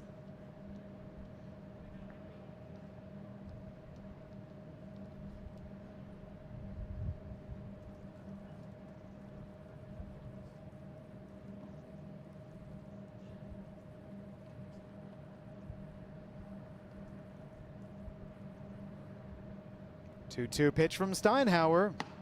Strike three called on the outside corner. He's Strand Shire at third base. The first scoreless inning of this game, and it sends us to the fourth from Cooley Law School Stadium. A new day dawns and we greet it with gratitude, thankful for the heroes on the front lines taking big risks daily to keep us safe. We at Dean Transportation stand at the ready with them, supporting our communities in their time of need. We've been delivering food and medical supplies, volunteering our time, and boosting morale to keep spirits high. Our passengers may have temporarily changed, but our commitment to transporting your most precious cargo has never wavered. Dean Transportation, working together, delivering the good. It is time now for your Dean Trailways. The bus stops here. It's Adam Jackson's favorite game. I'll turn him down off the PA. The bus goes under the middle cap. Keep your eyes on that Dean Trailways bus. See if you can spot it as we rotate it around. That's the old shell game. I'd put a nut underneath the shell, or maybe a 3-card Monty. Checks out your concentration. Don't have any lapses. Don't even blink. Follow that baseball cap. Follow that bus. 1, 2, or 3. Which baseball cap is that Dean Trailways bus under? Cap number 1 is your answer today. There's your Dean Trailways bus. There's your baseball cap shuffle. And there it is. The bus stops here. Lemonade League rolls on like a Dean Trailways bus, rolling on into the fourth inning.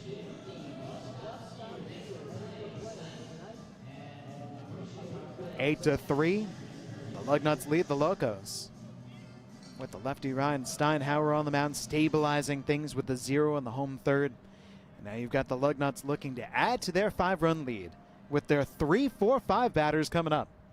Zaid Walker starts it against Brendan Bilkovic. Showing bunt, and the breaking ball's up and in.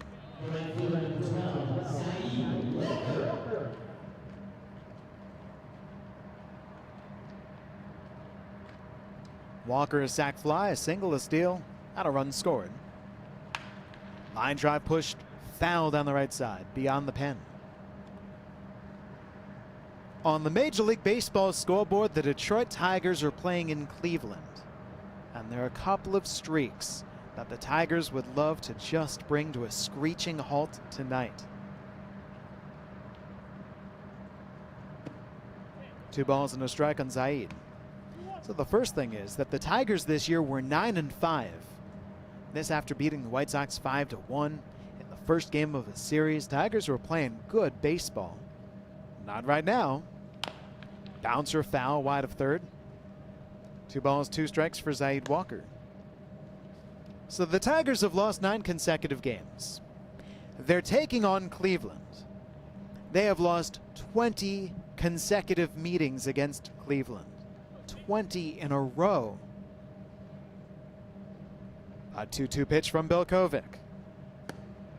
Full count for Zaid Walker. And right now, though the Tigers are on the scoreboard, Jonathan Scope has homered, knocking in Miguel Cabrera. Tigers trail 5-2. They're in the top of the 4th inning. Ball 4 for Walker. Walker walks. Andrew Morrow comes up. Andrew Morrow's Twitter handle, see you tomorrow. Of course. Well, his home run last inning, see you later. Walloped it out to left field. Does Walker run? Yes, he does. Ball 1, no throw. Walker into second base. He is just that quick. He was leaning. And if Brendan Bilkovic had just held that ball a little bit longer, could have stepped off the rubber, they could have had him in a rundown. But Bilkovic pitched, and Walker took second. 1-0. Tapper right back to Bilkovic, holds Zaid, gets Morrow, 1 out.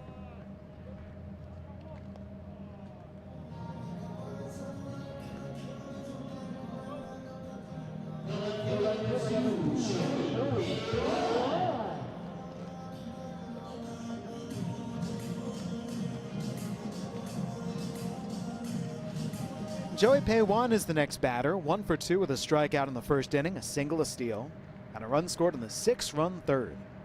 Bilkovic staring at Walker. Backdoor breaking ball for a strike. Well, while the Tigers are trailing in the top of the 4th in Cleveland, elsewhere in the major leagues, the Toronto Blue Jays are leading in Tampa. 4-2 Blue Jays right now, going to the 6th inning. Breaking ball in. Teoscar Hernandez is homered. Vladimir Guerrero Jr., the former Lansing Lugnut who played right on the same field, he is also homered. Teoscar Hernandez, the former Quad Cities River Bandit. A 1-1 pitch on its way. Outside. Brandon Lau, a former Bowling Green Hot Rod, has homered for Tampa Bay. Rays trailing 4-2 to Toronto. Matt Shoemaker out of Eastern Michigan is on the mound. Shoemaker threw 5 innings, 2 runs, 6 strikeouts for the Jays.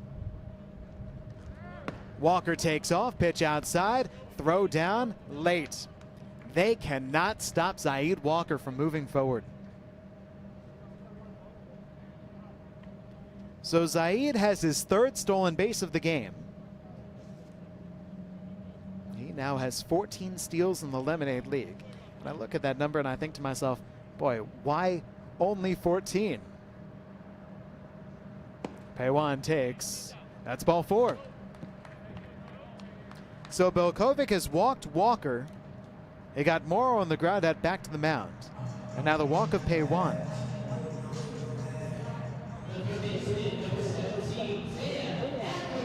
And if you go back to the 3rd inning when Bilkovic relieved Nick O'Day, a walk to Colin Cornwell and a strikeout of Mark Connolly. So he's walking every other hitter. Means he should get Van Acker. Pick off throw to check on the runner at first. You know, you got to be wary of Zaid.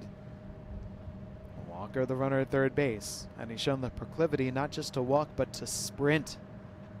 8-3 Lugnuts, top of the 4th. There goes the runner from first. A fake throw by Paladar, checking in with Walker. The steal of 2nd for Paywan. And that is his 2nd stolen base of the game. Paywan 6 for 6 in stealing bases in the Lemonade League. What a chance here for Acker to really break this game open. With the 1-0. Inside.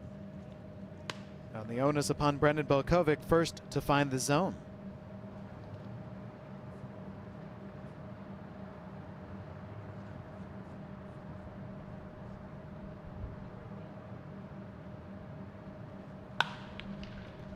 Not solid contact, but a fair down the left field line, and 2 runs are going to score.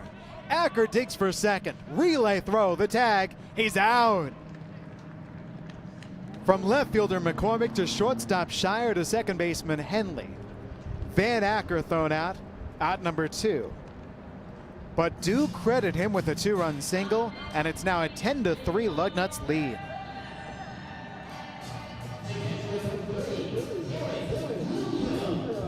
Acker is such a big swing, and that baseball thudded off his bat, somehow kept it fair down the left field line. Now Garrick Williams, 2 outs, nobody on. Ball 1 inside. The Locos continue to score in every single frame. 1 in the 1st, 1 in the 2nd, 6 in the 3rd, 2 so far here in the 4th. Garrick Williams is 1 for 2 with a single. Ball into strike now, and the Lugnuts catcher.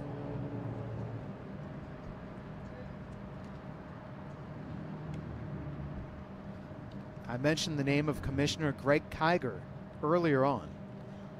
I think about Greg when I see Garrick Williams. That great first name of Garrick, connecting him to Lou Gehrig, the great Yankee first baseman. Greg Kiger named his son Maddox after Greg Maddux, another great baseball player. That's down. When you see the name Maddox or when you see the name Gehrig, There are not too many folks that you could get them confused with. Now, there have been a lot of great baseball players with the last name of Williams. Garrick Williams bounces toward third. Here comes Matthew Williams to make the throw over, and off the backhand, Preston unable to handle. Garrick Williams is on.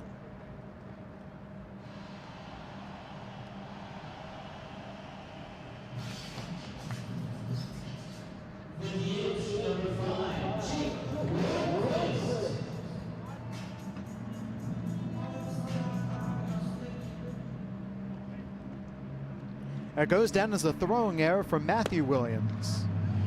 Strike one to Jake Rydquist. So no infield single for Garrick.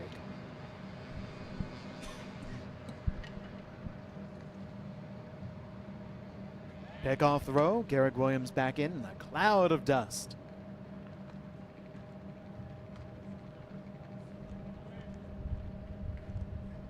Well, we have seen already Zaid Walker, 2 steals, Joey Paywan, a stolen base here in this 4th inning. Would Garrick try to run against Bokovic?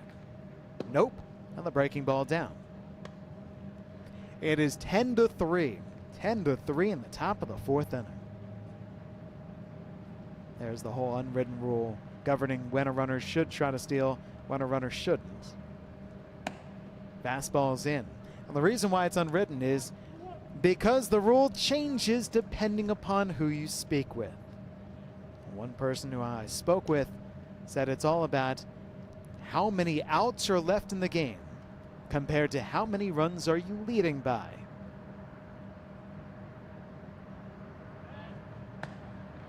Williams back in, no tag by Preston. And in this case, when you consider the Locos are the ones trailing by 7, and they still have the 4th inning, the 5th inning, the 6th inning, the 7th inning. They've got 12 outs left. That would seem to say if Williams wants to run, he can run. 2 balls, 2 strikes for Rydquist. But it really does depend upon the person, the team. And I'll give you a word that's used a ton. Although everybody uses it, might have a different definition for it when they use it. It depends upon feel. You've got to have a feel for the situation. Rydquist chases for strike 3. Catcher Paladar's throw down to first base. Preston applying the foot to the bag, and that ends the top of the 4th inning. 2 more runs in for the Lugnuts. The lead grows to 10-3.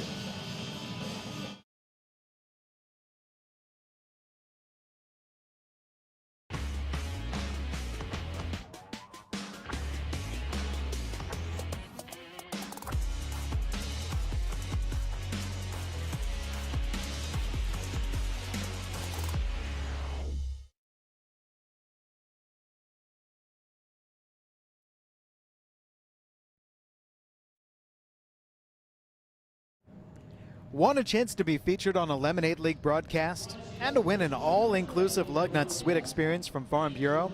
Submit a video of you, your family, your friends, shoot even your dog or cat, singing "Take Me Out to the Ball Game." Enter at www.milb.com/Lansing/fans/contests to enter.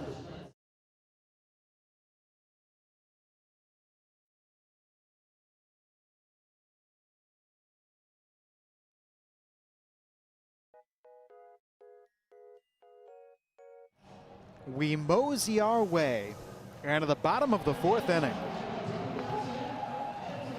10-3, the Lugnuts hammering the Locos tonight. Locos also out hitting, or I should say the Lugnuts out hitting the Locos, 10-1. The only hit of the game for the Locos belongs to Michael Steigels. And we will see Matthew Williams followed by Steigels and Proctor. 2, 3, and 4 in the order here for the bottom of the 4th inning against the southpaw Ryan Steinhauer. How good has Steinhauer been? There's an answer to that question. Doesn't necessarily have to be rhetorical. He's gone 1 1/3 hitless, scoreless baseball. He's been really good.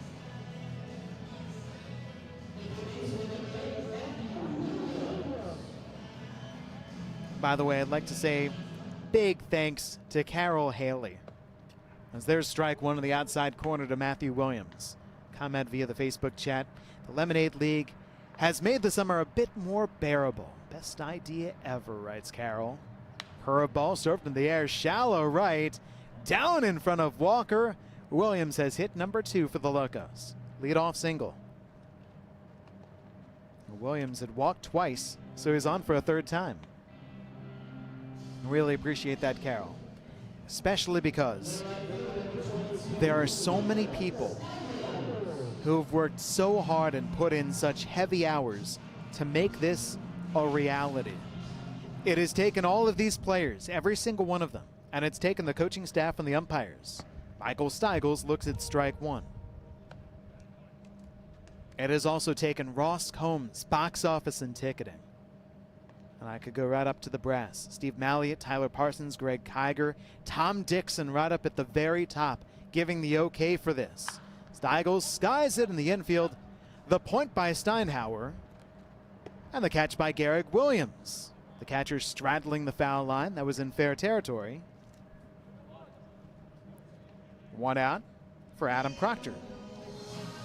But how about also the food and beverage department? How about Anthony Hilla and the chef Kirk? How about the grounds crew? Head groundskeeper Paul in his very first season as the head groundskeeper here at Cooley Law School Stadium. Jake Bekowitz helping him out on the grounds crew, also doing so much in operations and grounds and everywhere else around the ballpark. Ashley Loudon in sponsorship and Angela Sees. Matthew Williams takes off, fastball's up high to Proctor. That ball bounces into center field. Williams tries for third base, and the throw in is not in time from Cornwell. So credit Matthew Williams with the steal, and then the error on the catcher Garrick Williams. Matthew Williams 90 feet away from scoring a 4th Locos run. I know that there are people that I'm forgetting. I mean, to my mind, the first people that come to mind are the people that we talk about at the top and at the bottom of every broadcast. So I'll mention them right now. The production staff led by Terry Allipert. That's outside to Proctor. You couldn't watch this without the production crew. Daniel Higgins, the full company. Everybody on camera, on replay, on all the different equipment. Proctor grounds toward first. More to one knee to glove. Takes it himself as Williams scores. Lugnuts lead the Locos, and I feel like I'm on a walkie-talkie. 10-4.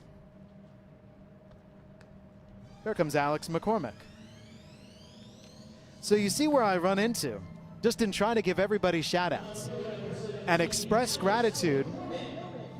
It really feels like I'm somebody delivering a thank you speech for an Academy Award or something, and they're about to play me off. They've started the orchestra. Here's Alex McCormick, grounding foul up the right side.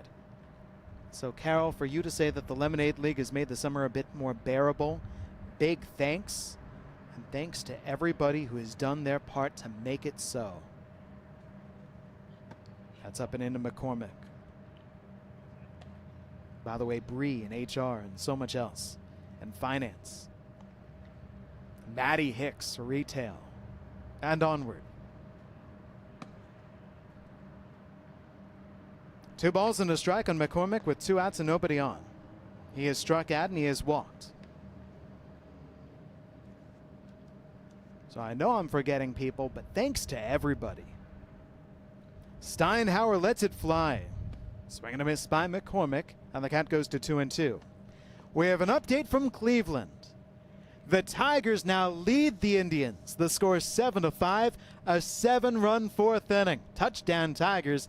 Isaac Paredes, a grand slam. 3 balls, 2 strikes, and McCormick.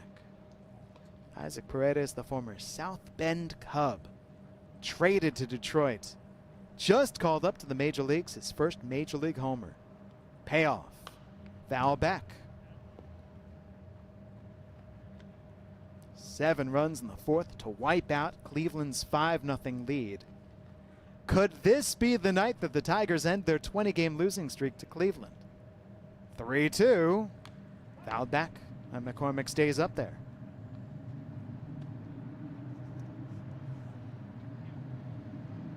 It's interesting being a part of the Lansing Lugnuts minor league team, an affiliate with the Toronto Blue Jays, but I grew up a Detroit Tigers fan, so if you didn't know, I hide my Tigers stuff during the spring and summer. We cheer on the Blue Jays, but it's all there. Breaking ball, called strike 3. Down goes McCormick and down go the Locos. That is the 4th strikeout for Steinhauer. But a hit, an error, a run scores, and we go to the 5th. Locos down 10-4.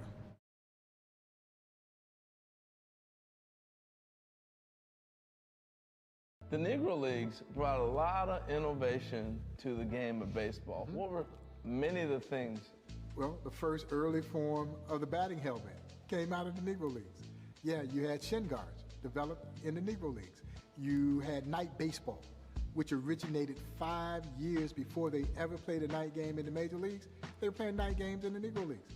J.O. Wilkinson, who owned the Kansas City Monarchs, literally mortgaged everything he had to pioneer night baseball. Portable generated light towers. So not only could they play a night game here in Kansas City, they could load them up on the truck and play a night game virtually anywhere. And to be honest, Wilkinson wasn't doing it to be innovative. He was doing it for survival.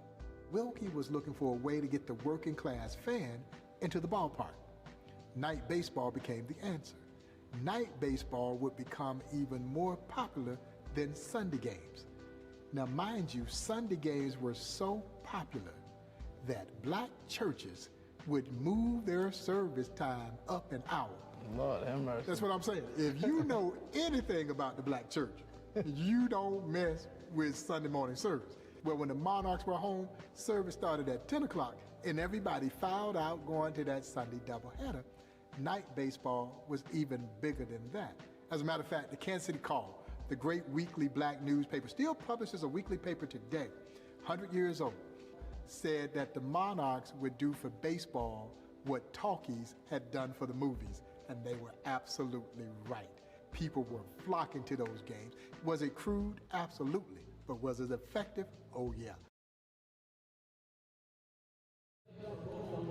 Chick-fil-A Lansing is happy to serve our community, located at 5617 West Saginaw Highway.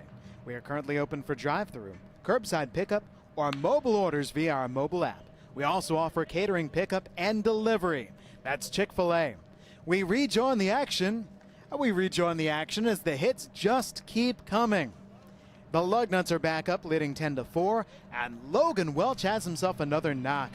A single through the right side. He's now 2 for 3.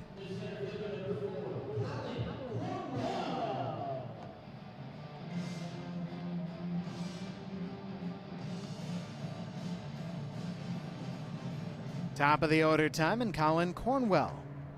Right-hander Brendan Bilkovic brings it home. Ball 1.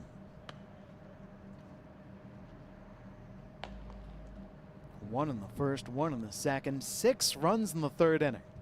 Add 2 more in the fourth for the Lugnuts, now batting in the fifth and looking to add on. Bilkovic firing over to first base, and what a block by Jace Preston. They check in with him. The first base coach for the Lugnuts saying, "Did that catch you where I thought it caught you?" And Jace said, "Yes, it did." Blocked it down. 2 balls and no strikes to Cornwell. So Colin Cornwell leading things off today for the Lugnuts. Has singled and scored, walked, stolen a base and scored, and his last time up he walked and he was stranded. Both of the walks, by the way, coming in the 6-run third inning. 2 balls and a strike. We've got action going in both teams' pens.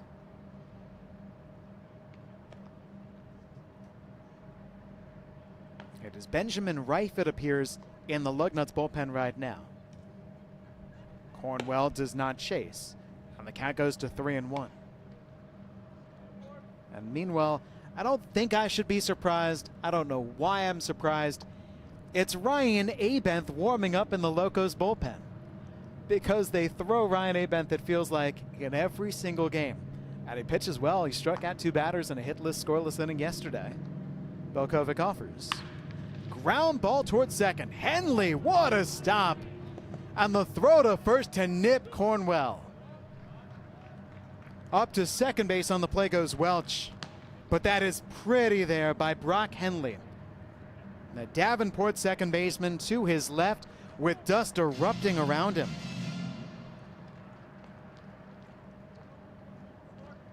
And there's Ryan Abenth warming up yet again. He must have a rubber arm with the way that we see him pitch in virtually every game. Mark Connolly steps in. Strike one.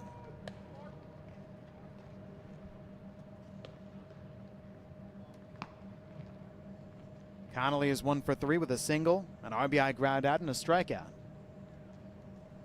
Runner at second, one down, top of the fifth for the Nuts.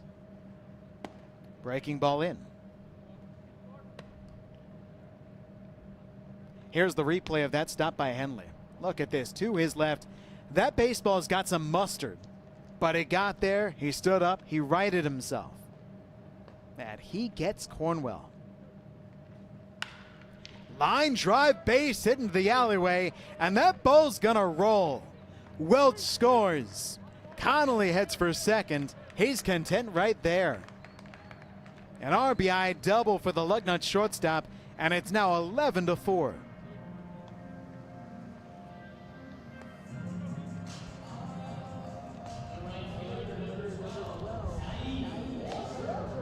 And the Lugnuts continue to score in every single inning.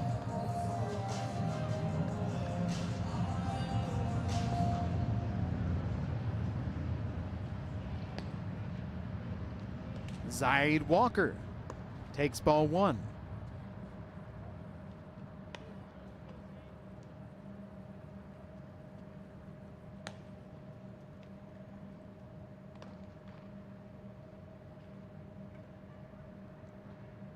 A sac fly, a single, a walk, 2 runs scored for Zaid. Great job by Paladar sliding right.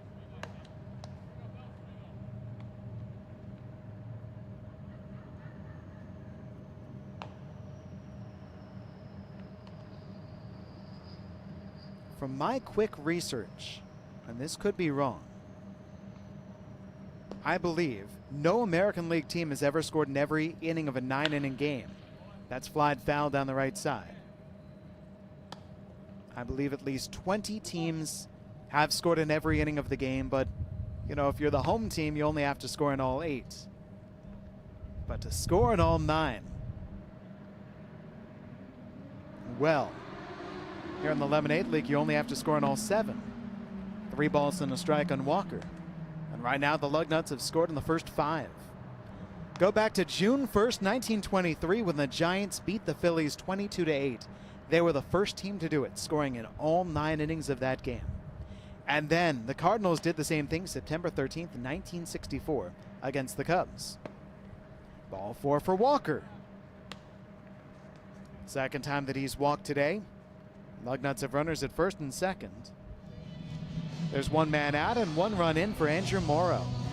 And the pitching coach, Cam View, jogs out there.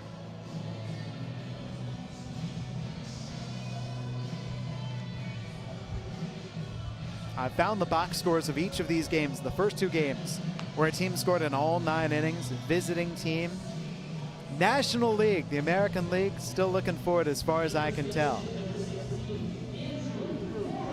For the Giants, all the way back in 1923, they scored 4 in the first, 2 in the second, 1 in the third, 1 in the fourth, 5 in the fifth, 5 in the sixth, 1 in the seventh, 2 in the eighth, and 1 in the ninth. That against 4 Phillies pitchers. Bishop for the Phillies fired the final 3 innings in that game. And then for the Cardinals at Wrigley Field, 1964, they balanced it well. 2 in the first, 1 in the second, 2 in the third, 2 in the fourth, 2 in the fifth, 1 in the sixth, 3-1-1, 7th, 8th, 9th. Andrew Morrow rips a base hit to left field. Mark Connolly windmilled around third base. McCormick's throw into third, and they'll hold it right there. The RBI single from Morrow sends Walker up to second. It is an 8-run Lugnuts lead. These Lugnuts bats have been red hot, and that'll do it for Brendan Bokovic.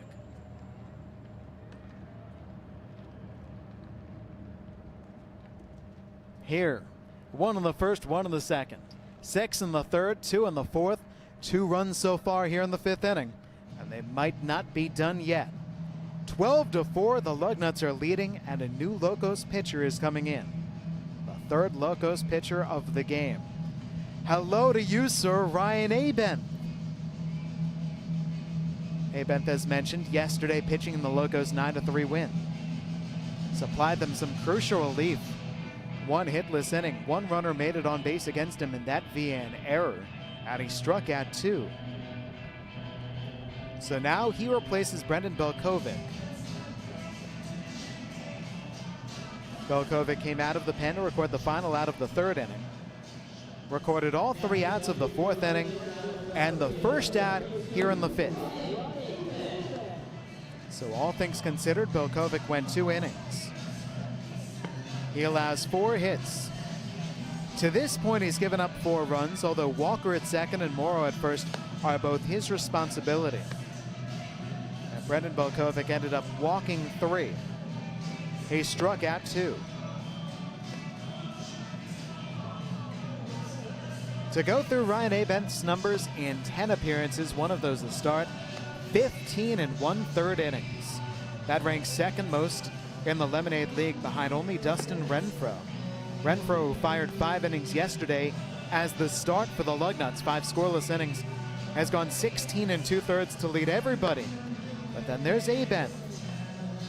9 walks, 11 strikeouts, and the Lemonade League batting just .230 against him.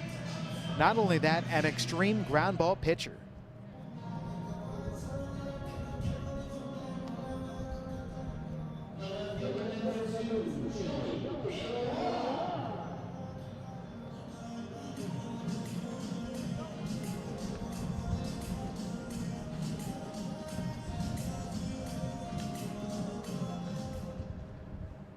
Here now is Joey Paywan. Fouls off the first offering. Up and down this order for the Lugnuts. All of these hitters are getting into the act. Every single one of them has at least 1 hit. For Paywan, 1 single, 1 walk, 2 steals, 2 runs scored.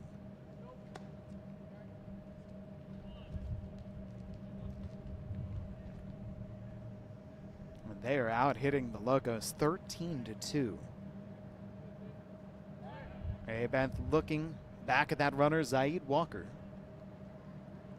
Walker early in this game stole 3 bases. I don't know if he's running right now. He's at second. Andrew Morrow, his Michigan State teammates, at first. Pitch on its way. High from Abenth.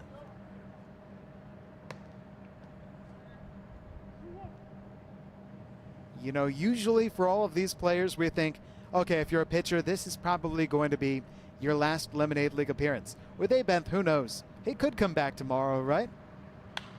Flied foul down the left side. Left fielder McCormick hoping, but no. Out of play. I think Joey Paywan's jersey tells the tale. The Lugnuts left fielder. All over the bases today.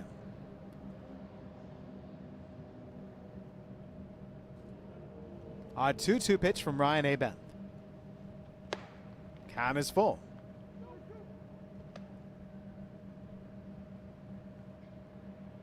Van Acker is waiting on deck.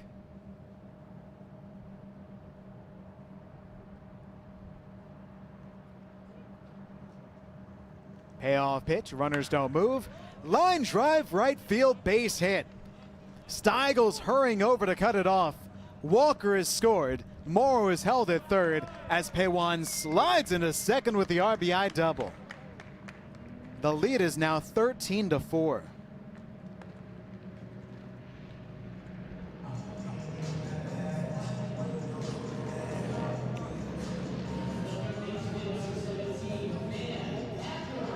The most runs that we have seen in a game in the Lemonade League by one team is 16, and that was scored by the Locos in a 16-2 win. Van Acker waiting. Off speed and strike one. That was a game that was limited to just 4 innings. It was ended via mercy rule.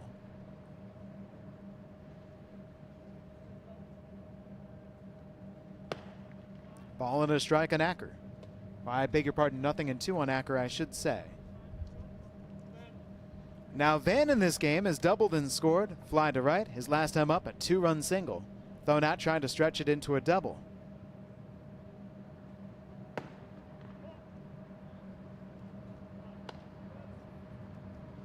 Two-hit games for Connolly, for Morrow, for Paywan, for Acker, for Logan Welch, batting 9th in the order. Acker taking the breaking ball low. I mean, at one point, the Locos led this game 3-2. Had the bases loaded in the bottom of the second, and they were threatening to blow it wide open. Acker takes ball 3. But the Lugnuts responded. Ryan Steinhauer got Derek Slocum out of that jam. And then the Nuts plated 6 runs in the top of the 3rd inning to seize control. Acker swings and skies it. And a right field for Michael Steigels, measuring.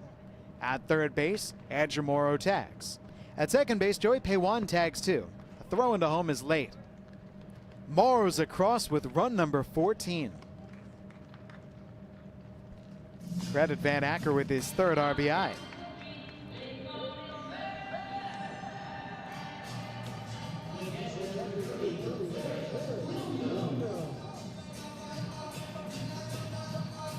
Boy, Garrick Williams couldn't have picked a better game to make his debut, right? If he wanted at-bats, he is hitting now for the 4th consecutive inning. Strike 1 from Aben. Joey Paywan is at third base with 2 away. Williams is 1 for 3 with a single and a run scored.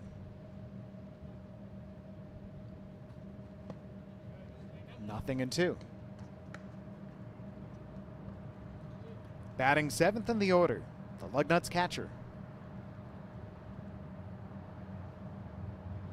All the while, the left-hander Ryan Steinhauer has gone down to the pen just to keep loose for the Lugnuts.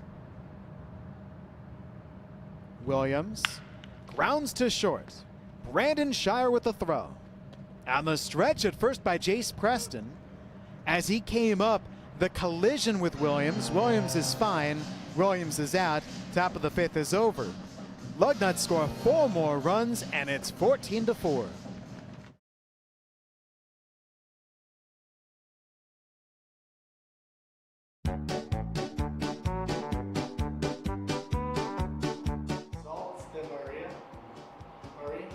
Sault Ste. Marie.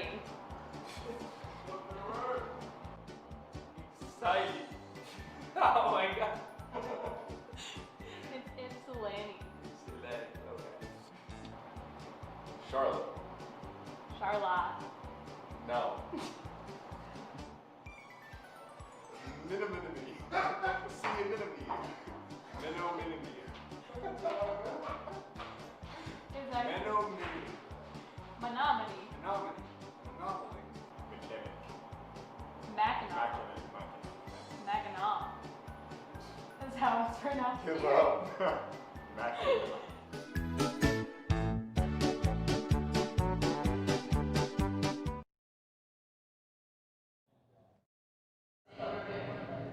Now, while our capacity is limited, we were still able to welcome numerous other fans with our faces in the crowd, presented by Jackson National Life Insurance. As a reminder, 20% of all the proceeds goes to support Ellie's Place, Center for Grieving Children. Thank you for supporting a great cause, and thank you for joining us here tonight. Faces in the crowd, presented by Jackson National Life Insurance. That is over the first base side dugout right there. Garrick Williams in the foreground.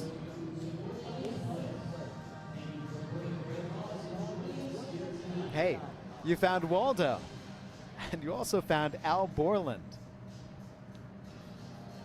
There's Big Lug as well. To the bottom half of the 5th inning, I'm Jesse Goldberg-Strassler. Craig Palladar, Jace Preston, Brock Henley coming up, and the Locos are down by 10. It's 14-4.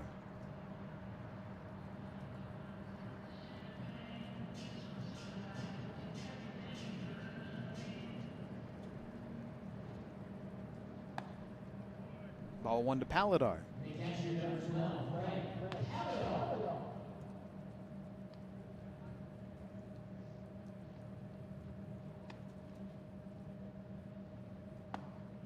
There's a strike on the outside corner from the left-hander Ryan Steinhauer, who had to wait an awful long time. The top half of this fifth inning took a little bit. Line drive, base hit right field, outside the range of second baseman Welch. Paladar's first hit of the game, just the third hit of the night for the Locos offense. Jace Preston is coming up next. For Preston, he is looking for his very first hit in the Lemonade League. Preston is the only position player yet to hit safely in the league. There's strike 1. Garrick Williams playing today in his debut. He's got a base hit. Every single position player who's played. That's a little bit unfair for Jace, this being just his second game. He's 0 for 4. Out of Lansing Community College. The 0-1. So we've got LCC in the right-hand batter's box in the person of Jace Preston. We've got LCC on the mound with the lefty Ryan Steinhauer. And we've got LCC as the runner at first base and Craig Paladar. Not to mention as well the shortstop Mark Connolly looking to turn 2. Steinhauer eyeing down Paladar. Breaking ball high and wide. A little bit of some strong representation for the Stars in this game.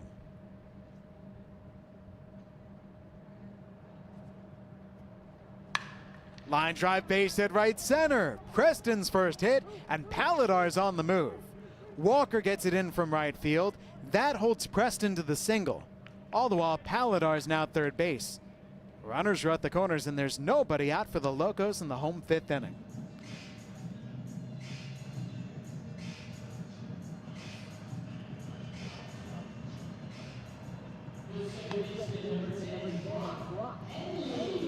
Right now, if you're wondering, we are at 56 players total who have either thrown a pitch or had an at-bat in the Lemonade League. This is game number 19. Ball 1 to Brock Henley. Some of them have played only one game, like, for example, the catcher Garrick Williams. Game tonight, his Lemonade League debut. 1-0. High. Lugnuts warm up an arm in the pen just in case Steinhauer is tiring. Well, there appears to be potential Lemonade Leaguer number 57 warming up. Looks like it's Jordan Beatson, right-hander from Michigan State. Strike in the outside corner, 2-1 for Henley, who was 0 for 2 with a ground out to short, had a strikeout swinging. Playing in their 18th game in the Lemonade League. Michael Steigels today, Zaid Walker today, Andrew Morrow, and Adam Purdy. That's off the mid of the catcher Williams. Both runners looking to move up. Paladar is in. And up to second base goes Preston. It's 14-5.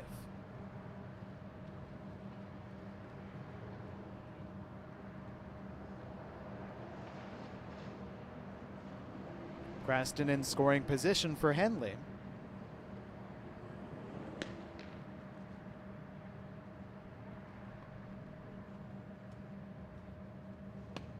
Did he go around too far? The appeal? No. Ball 4 for Henley. And the first 3 batters have reached here in this 5th inning.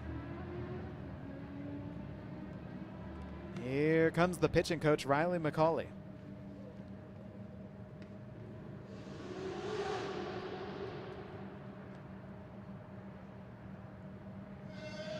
Brandon Shire is coming up. I wonder if time is growing short for the lefty Ryan Steinhauer. So we're in the bottom of the 5th inning right now. And as Adam Jackson and I often joke, no lead is safe in the Lemonade League. You'd figure a 10-run lead maybe in the bottom of the 5th, but you never know. There's Jordan Beatson. Jordan Beatson pitched at Furman. He was a Paladin. And he is transferring into Michigan State University to join Jake Boss Jr.'s squad. He attended high school in South Carolina, and this would be his Lemonade League debut. First, though, Steinhauer to Brandon Shire. Ball 1. Steinhauer was so sharp, came in the 2nd inning, struck out Craig Palladar to leave the bases loaded. And then a hitless, scoreless 3rd inning, allowed a run on a hit in the 4th inning. Ball 2 to Shire. Waiting in the wings, Adam Purdy in the top of the order. I'm just saying. Nobody out, runners at 1st and 2nd. Locos have got something going. Bouncer hit right to the mound. Steinhauer handles himself, retires Shire. Preston to 3rd, and Henley up to 2nd. With 1 down, here comes Adam Purdy's 4th plate appearance.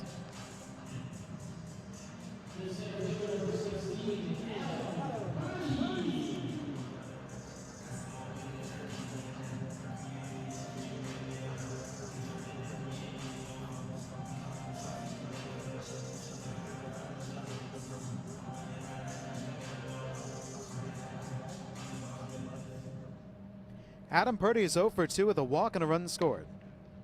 Takes a strike to start off this at-bat. He is also lined out hard. Great play made in right field by Zaid Walker, and he struck out looking his last time up. Chance for a couple of RBIs with a base hit. Breaking ball in from Steinhauer.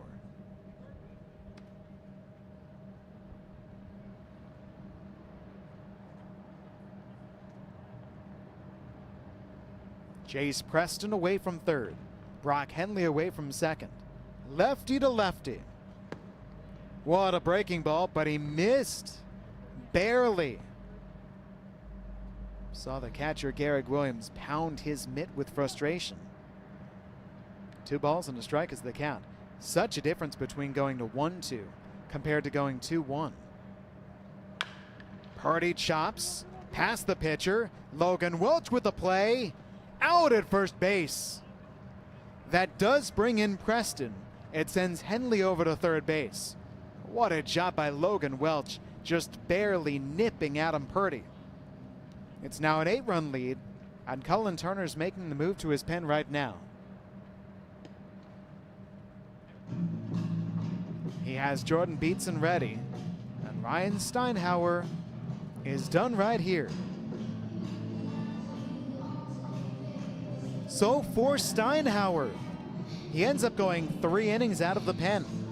The 3rd and the 4th inning full, the final out of the 2nd, the first 2 outs here in the 5th.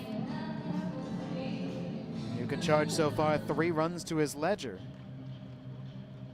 There's still Henley 90 feet away, but right now the most important thing for the Lugnuts in a game in which they're leading 14-6 is that Steinhauer got outs. And now Jordan Beatson has come in from the pen, and they're looking for him. Once again, gets some outs as the Lugnuts are 7 outs away from this victory.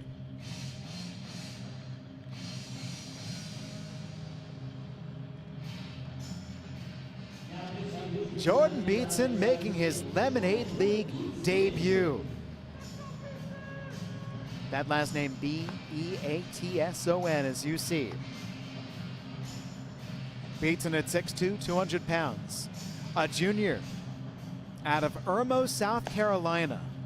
Graduated in 2017 out of Dutch Fork High School. And in Furman, first in 2018. As a freshman, he pitched primarily in relief. He was solid. And then in 2019, as a sophomore, he led the Furman Paladins with 28 appearances. Two of those were starts. 26 of them came in relief. He pitched 58 1/3 innings. So he was a workhorse. And now here comes Beatson,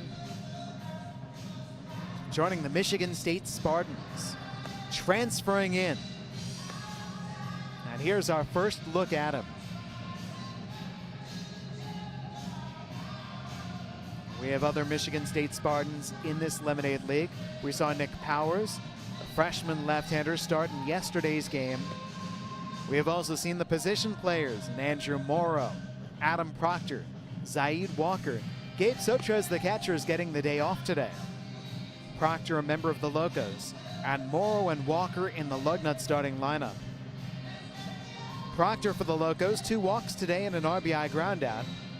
Walker and Morrow, on the other hand, Walker is a sac fly, a single, 2 walks, 3 steals, and 3 runs scored.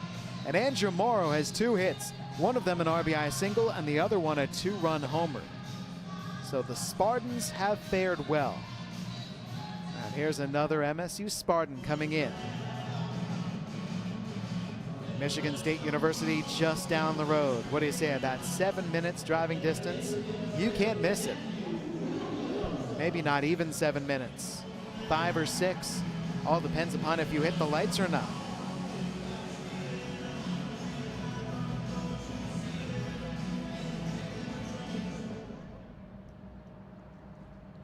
Matthew Williams greets him. Ground ball to third. Van Acker has it. The long throw, not in time.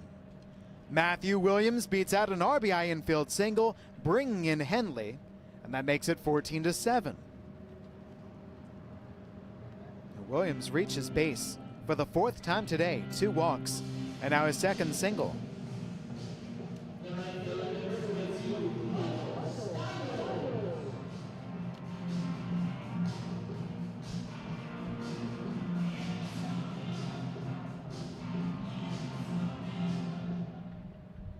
Michael Steigel steps in. Strike 1. Steigels is 1 for 3. The Oakland Slugger, an RBI double in the 2nd inning. Williams at first base, 2 outs. And 3 runs in this frame for the Locos offense.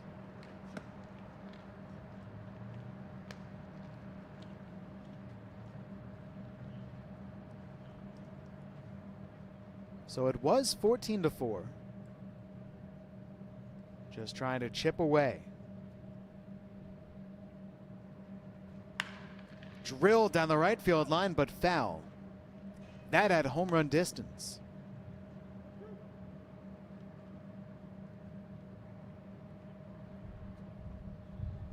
By the way, word from the league commissioner, with all the pitchers getting utilized in this game, they are going to shorten this game to 6 innings. So only 1 more inning to go after this one. Lugnuts 4 outs away from the win. That's foul. These kind of things happen in the Lemonade League. We have had a 4-inning game. We have had 5-inning games. Today's game only 6 innings. Keeps us on our toes. 1-2. Maybe a little bit upstairs. So now you know. And now urgency really comes on for the Locos. Matthew Williams at first base, 2 outs. Steigels against Beatson.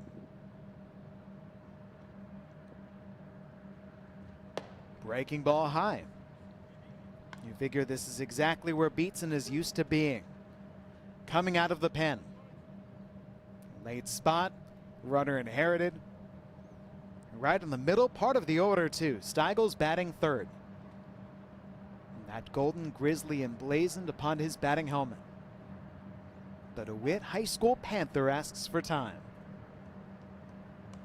So a Panther to a Grizzly. Adam Proctor waiting on deck. 3-2 pitch from Beatson. Just inside with the back door, or I should say the front door breaking ball. Trying to draw it right back to the inside corner. And the walk for Steigels.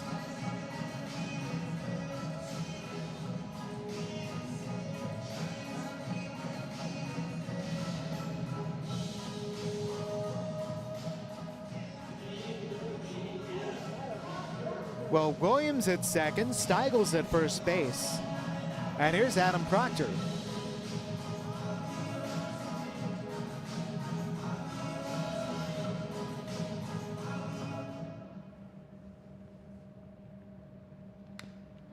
Strike one. This is Spartan against Spartan right here. And pitcher against a catcher whom he'll be working with. But Proctor, a big-time power threat. It is not out of the realm of possibility that he might catch one. And the Locos will edge even closer.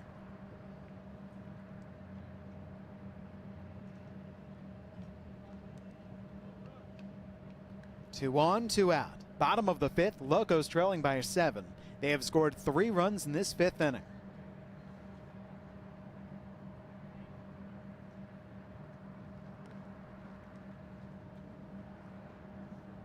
A walk for Proctor in the 1st inning, a walk in the 2nd, and an RBI ground out to the first baseman Morrow in the 4th.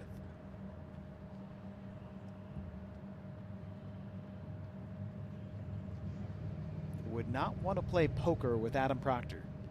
That expression does not change.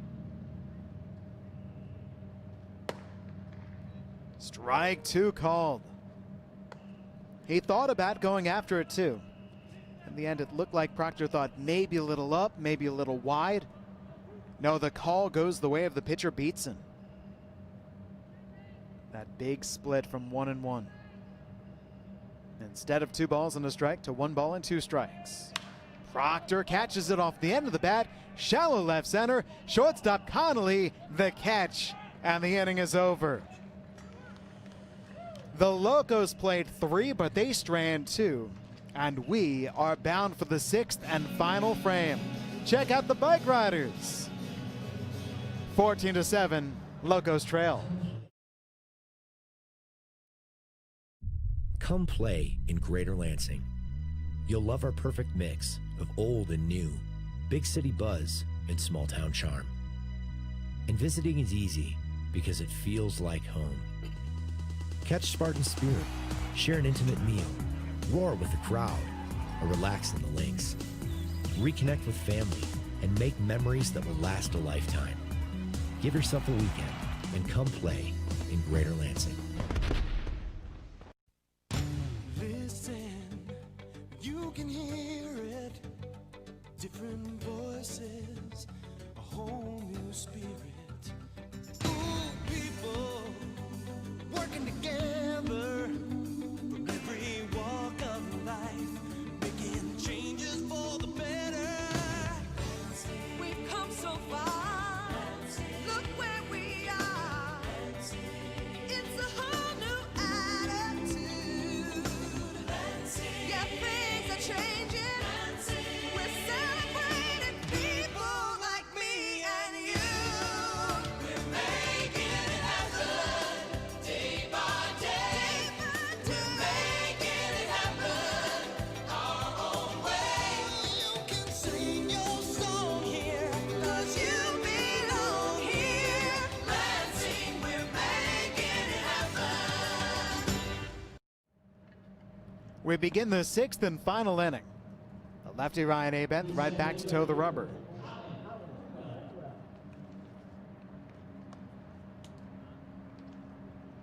And we start off the 6th, Jake Rydquist, followed by Logan Welch and Colin Cornwell.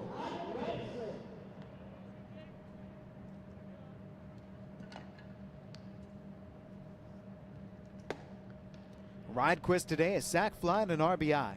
A single and a run scored and a strikeout, officially 1 for 2. 14-7, the Lugnuts lead. That's flied foul down the right side. So the final chance for the Lugnuts to add some insurance. To let you know how things have gone, the number 8 batter in the order, Rydquist, batting for the 4th time in 6 innings. They're about to turn the order over again. And Rydquist is ahead in the count against Abenth, 3-1. Ryan Abenth came out of the pen at the top of the 5th inning. He allowed an RBI double to Joey Paywan and a sac fly to Van Acker. Fouled off, 3-2. Then he got Garrick Williams on a ground out to short. And that in replacing Brendan Bilkovic. And now Abent looking to finish off a full frame out of the pen. But just in case there is a reliever warming up for the Locos. Rydquist takes ball 4. He is on again. And a 5th walk drawn by the Lugnuts lineup.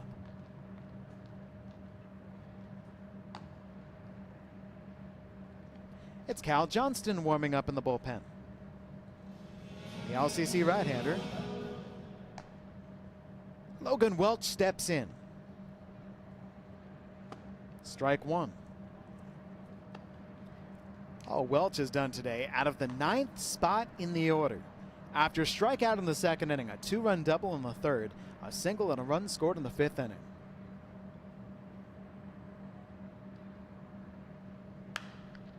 That's up in the air and twisting foul down the right side, off toward the bleachers. Well, part of the story right now is simply this. Can the Lugnuts score in all 6 innings of this game now that we know that this is going to be the final inning? They played it a run in the 1st inning. Locos answered, tied up the score in the bottom half 1-1. They scored a run in the 2nd inning. Locos scored 2 in the home half, took the lead. Chopper hit to second baseman Henley.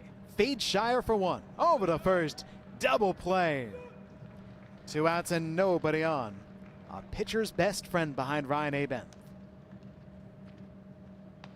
After the Locos scored those 2 runs in the bottom of the 2nd inning for a 3-2 lead, the Lugnuts responded with 6 runs in the top of the 3rd inning. 2-run homer Andrew Morrow, a 2-run double by Logan Welch, the key blows, and they led 8-3. Ryan Abent to Colin Cornwell, ball 1. Lugnuts added on 2 more runs in the 4th inning. They were up 10-3 after a Locos run in the 4th made it 10-4. Breaking ball high. 4 runs in the top of the 5th inning made it 14-4. And to catch you up, the Locos just plated 3. And here we are.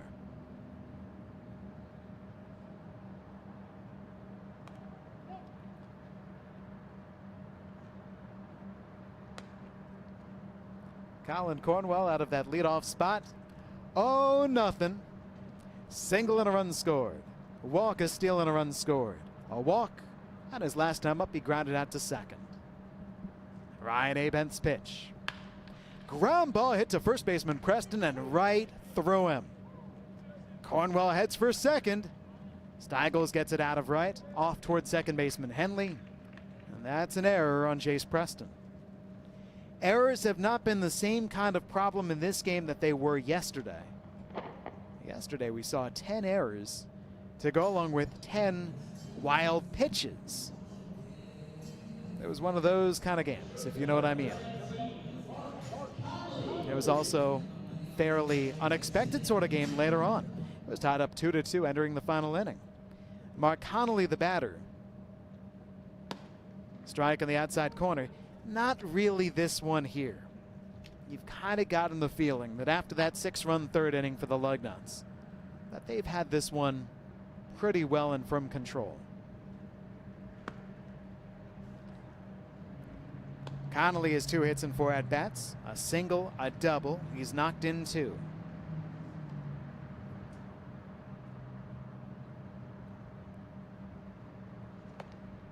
What a changeup from Abent. The fun thing is, if you hear in our crowd microphone, you can just hear the traffic rolling by. You know exactly when there's been a green light on Michigan Avenue or not. When a motorcycle passes and onward. 1-2 pitch from Abent. Popped up left side. The third baseman Williams is under it. That'll do it for the top of the 6th inning. No runs in the frame for the Lugnuts. Ryan Abent tosses up that first 0 and the top part of the scoreboard. And as we go to the bottom half, the Locos need a touchdown.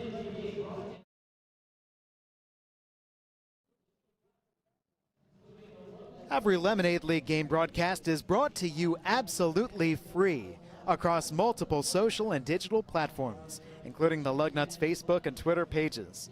These live-streamed webcasts are made possible by the following Lugnuts partners: Farm Bureau Insurance, Jackson National Life Insurance, Dan Henry Distributing, Granger General Motors, Blue Cross Blue Shield, LAFQ, Dean Transportation, WMU Cooley Law School, Capital Region International Airport, Lansing Board of Water and Light, Physicians Health Plan, Meyer, Gordon Food Service, MI Student Aid, and Sparrow. Thank you to our Lemonade League partners.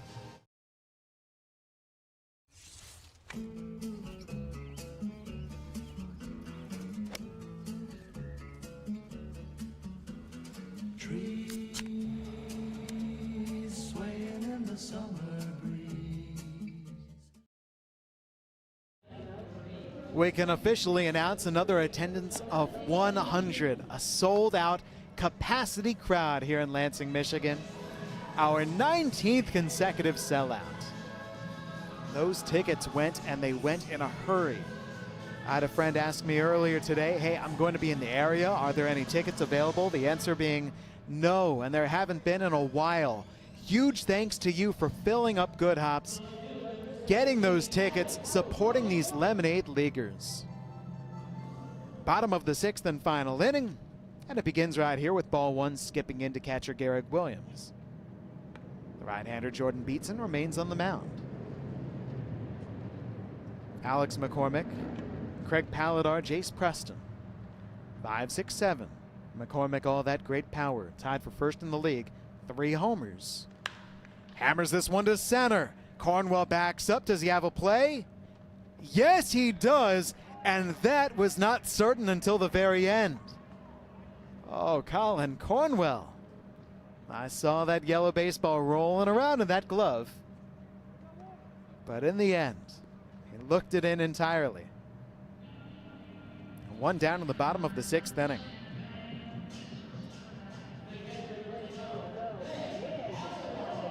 I note on the Major League scoreboard, the Tigers are continuing to lead at Cleveland. To the bottom of the 6th inning, it's 7-5. Jordan Beatson to Craig Paladar. What a breaking ball for strike 1. Slide piece. If you missed it, Isaac Paredes, his very first Major League homer. A grand slam to cap a 7-run Tigers 4th.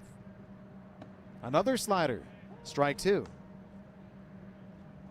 I think Beatson is in rhythm right now. Time called right before that pitch. Although if you're Beatson, you're saying, time might have been called during my windup. Don't like that all that much. 1 out, nobody on. Lugnuts 2 outs away from a 7-run win.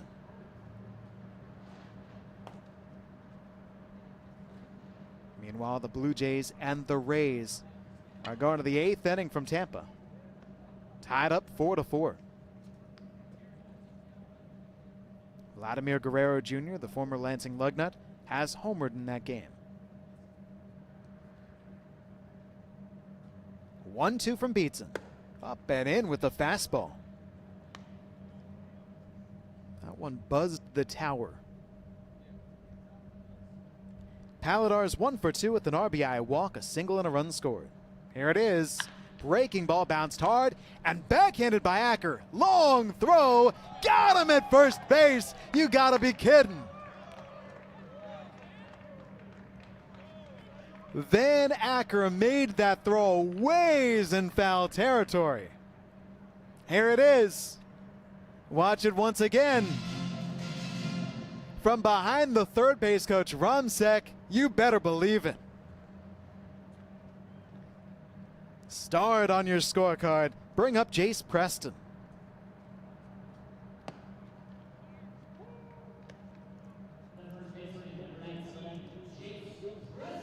The Lugnuts are 1 out away from the win. Drilled foul off the right.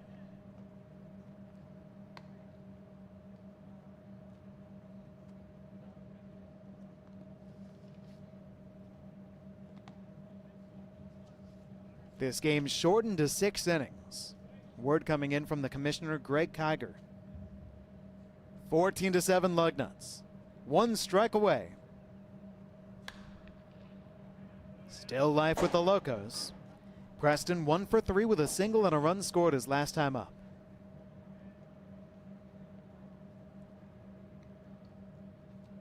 Batting 7th in the order, the Locos first baseman. Beatson shook off one sign.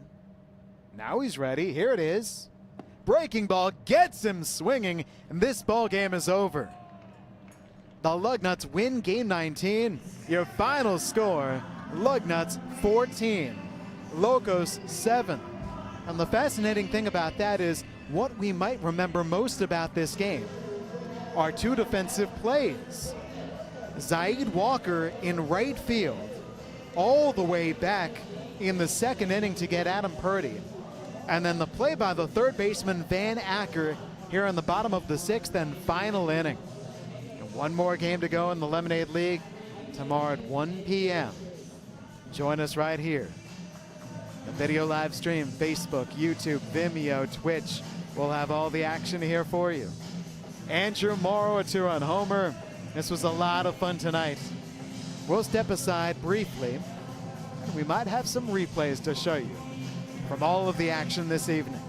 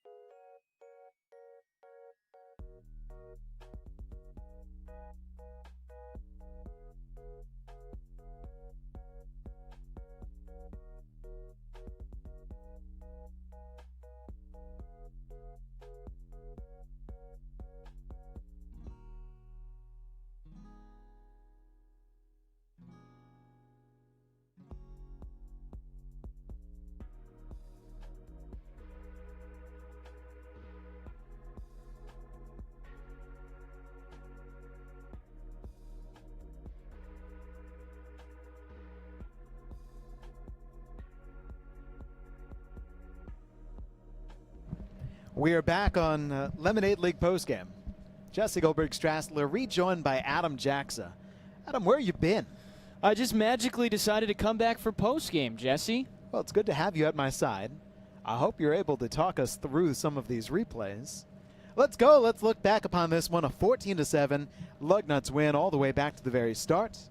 And we're going to start up right here. Adam Purdy with the drive. Zaid Walker, my goodness. Yeah, just an incredible catch, and how quick he came up after he grabbed it really set the tone tonight for the Lugnuts. They came ready to play. I joked, hey, the defensive plays might have been two of the best plays in the game. This Andrew Morrow home run was pretty good too. Yeah, it was great to see the Lugnuts. It had been since early August since their last home run. Morrow gets his second. You want to see some big hits? The Lugnuts started getting big hits. That was part of a 6-run top of the third inning, Adam. They really seized control. Yeah, and it wasn't just the walks or HBPs. They had 6 hits in that 6-run half inning in the third. So that spelled the end for Nick O'Day. You want some more? Here's some more. Here's Logan Welch, and that's a 2-run double to the right field corner. Well, just good hitting there by Welch. Inside out, down the line, and a dangerous swing down there in the alley, or down there in the corner. You never know where it's going to go in Cooley Law School Stadium. No, you don't. So the Lugnuts took control of this game. Here's Van Acker. That somehow is kept fair right down the line. This is good defense, though, to get Acker at second base. Yeah, he was vying for his second double, and they did an excellent job of getting the relay. We saw a great relay last night from the Lugnuts. Tonight it's the Locos. That was a 2-run single that came in the 4th inning. How about this defense by Brock Henley? I mean, just tremendous defensive plays throughout this game tonight. Henley, excellent range and an accurate throw to first. All right, but shooting the gap in left center field, Mark Connolly. That goes for an RBI double, and the Lugnuts offense couldn't be stopped.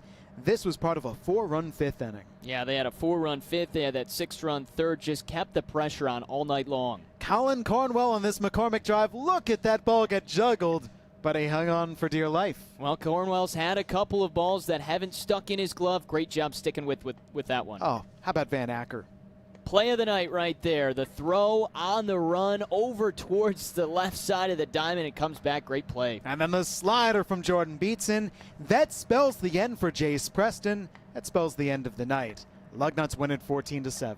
Well, they took out a little anger and frustration after they let the game get away last night. They were up with 2 innings to go, couldn't come through, but from start to finish, they were the better team tonight. All right. Well, Adam, there's your final for Game 19 in the Lemonade League.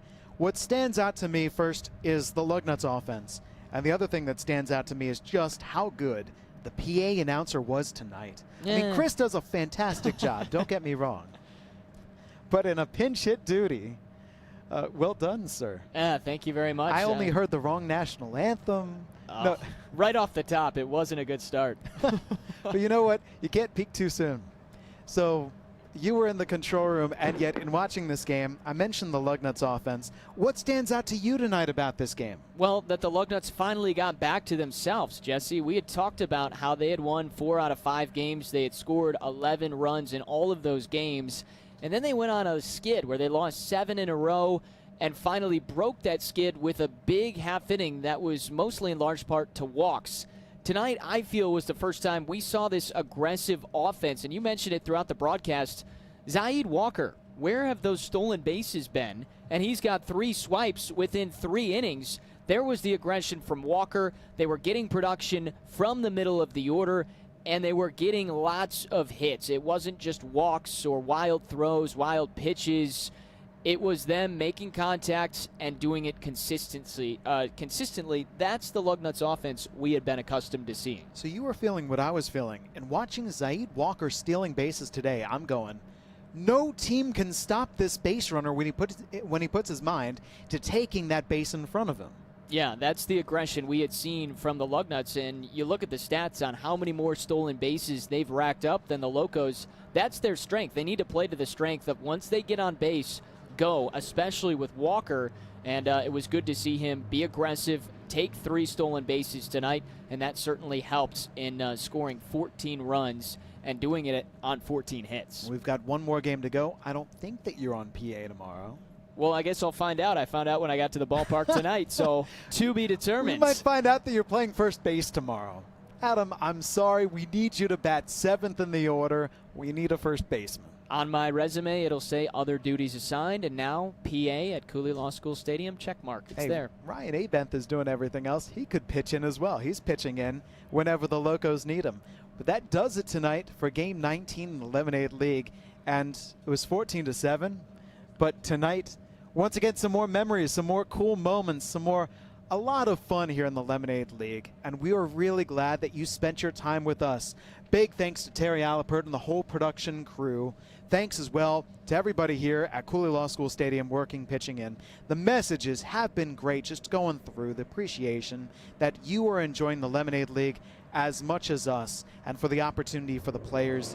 Adam Jackson, any final thoughts tonight? Jesse, it was great to see 3 touchdowns in the fall in Lansing. I'm glad we got to see that tonight. And the extra points all converted successfully. Yes, indeed. No, Jesse, just looking forward to Game 20 tomorrow. This league has run so smoothly and successfully, and I know you talked about all the people that have played a huge role in it throughout your broadcast. Looking forward to wrapping up the league with you tomorrow for one more game and one more broadcast. I felt I was rambling then. I'm going, which names am I missing? Oh, man, this department and this department, because so much has to happen.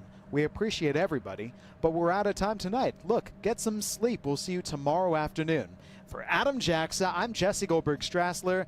Thank you. Final score, Lugnuts 14, Locos 7. Here's wishing you a good night from Michigan State Capitol and Cooley Law School Stadium.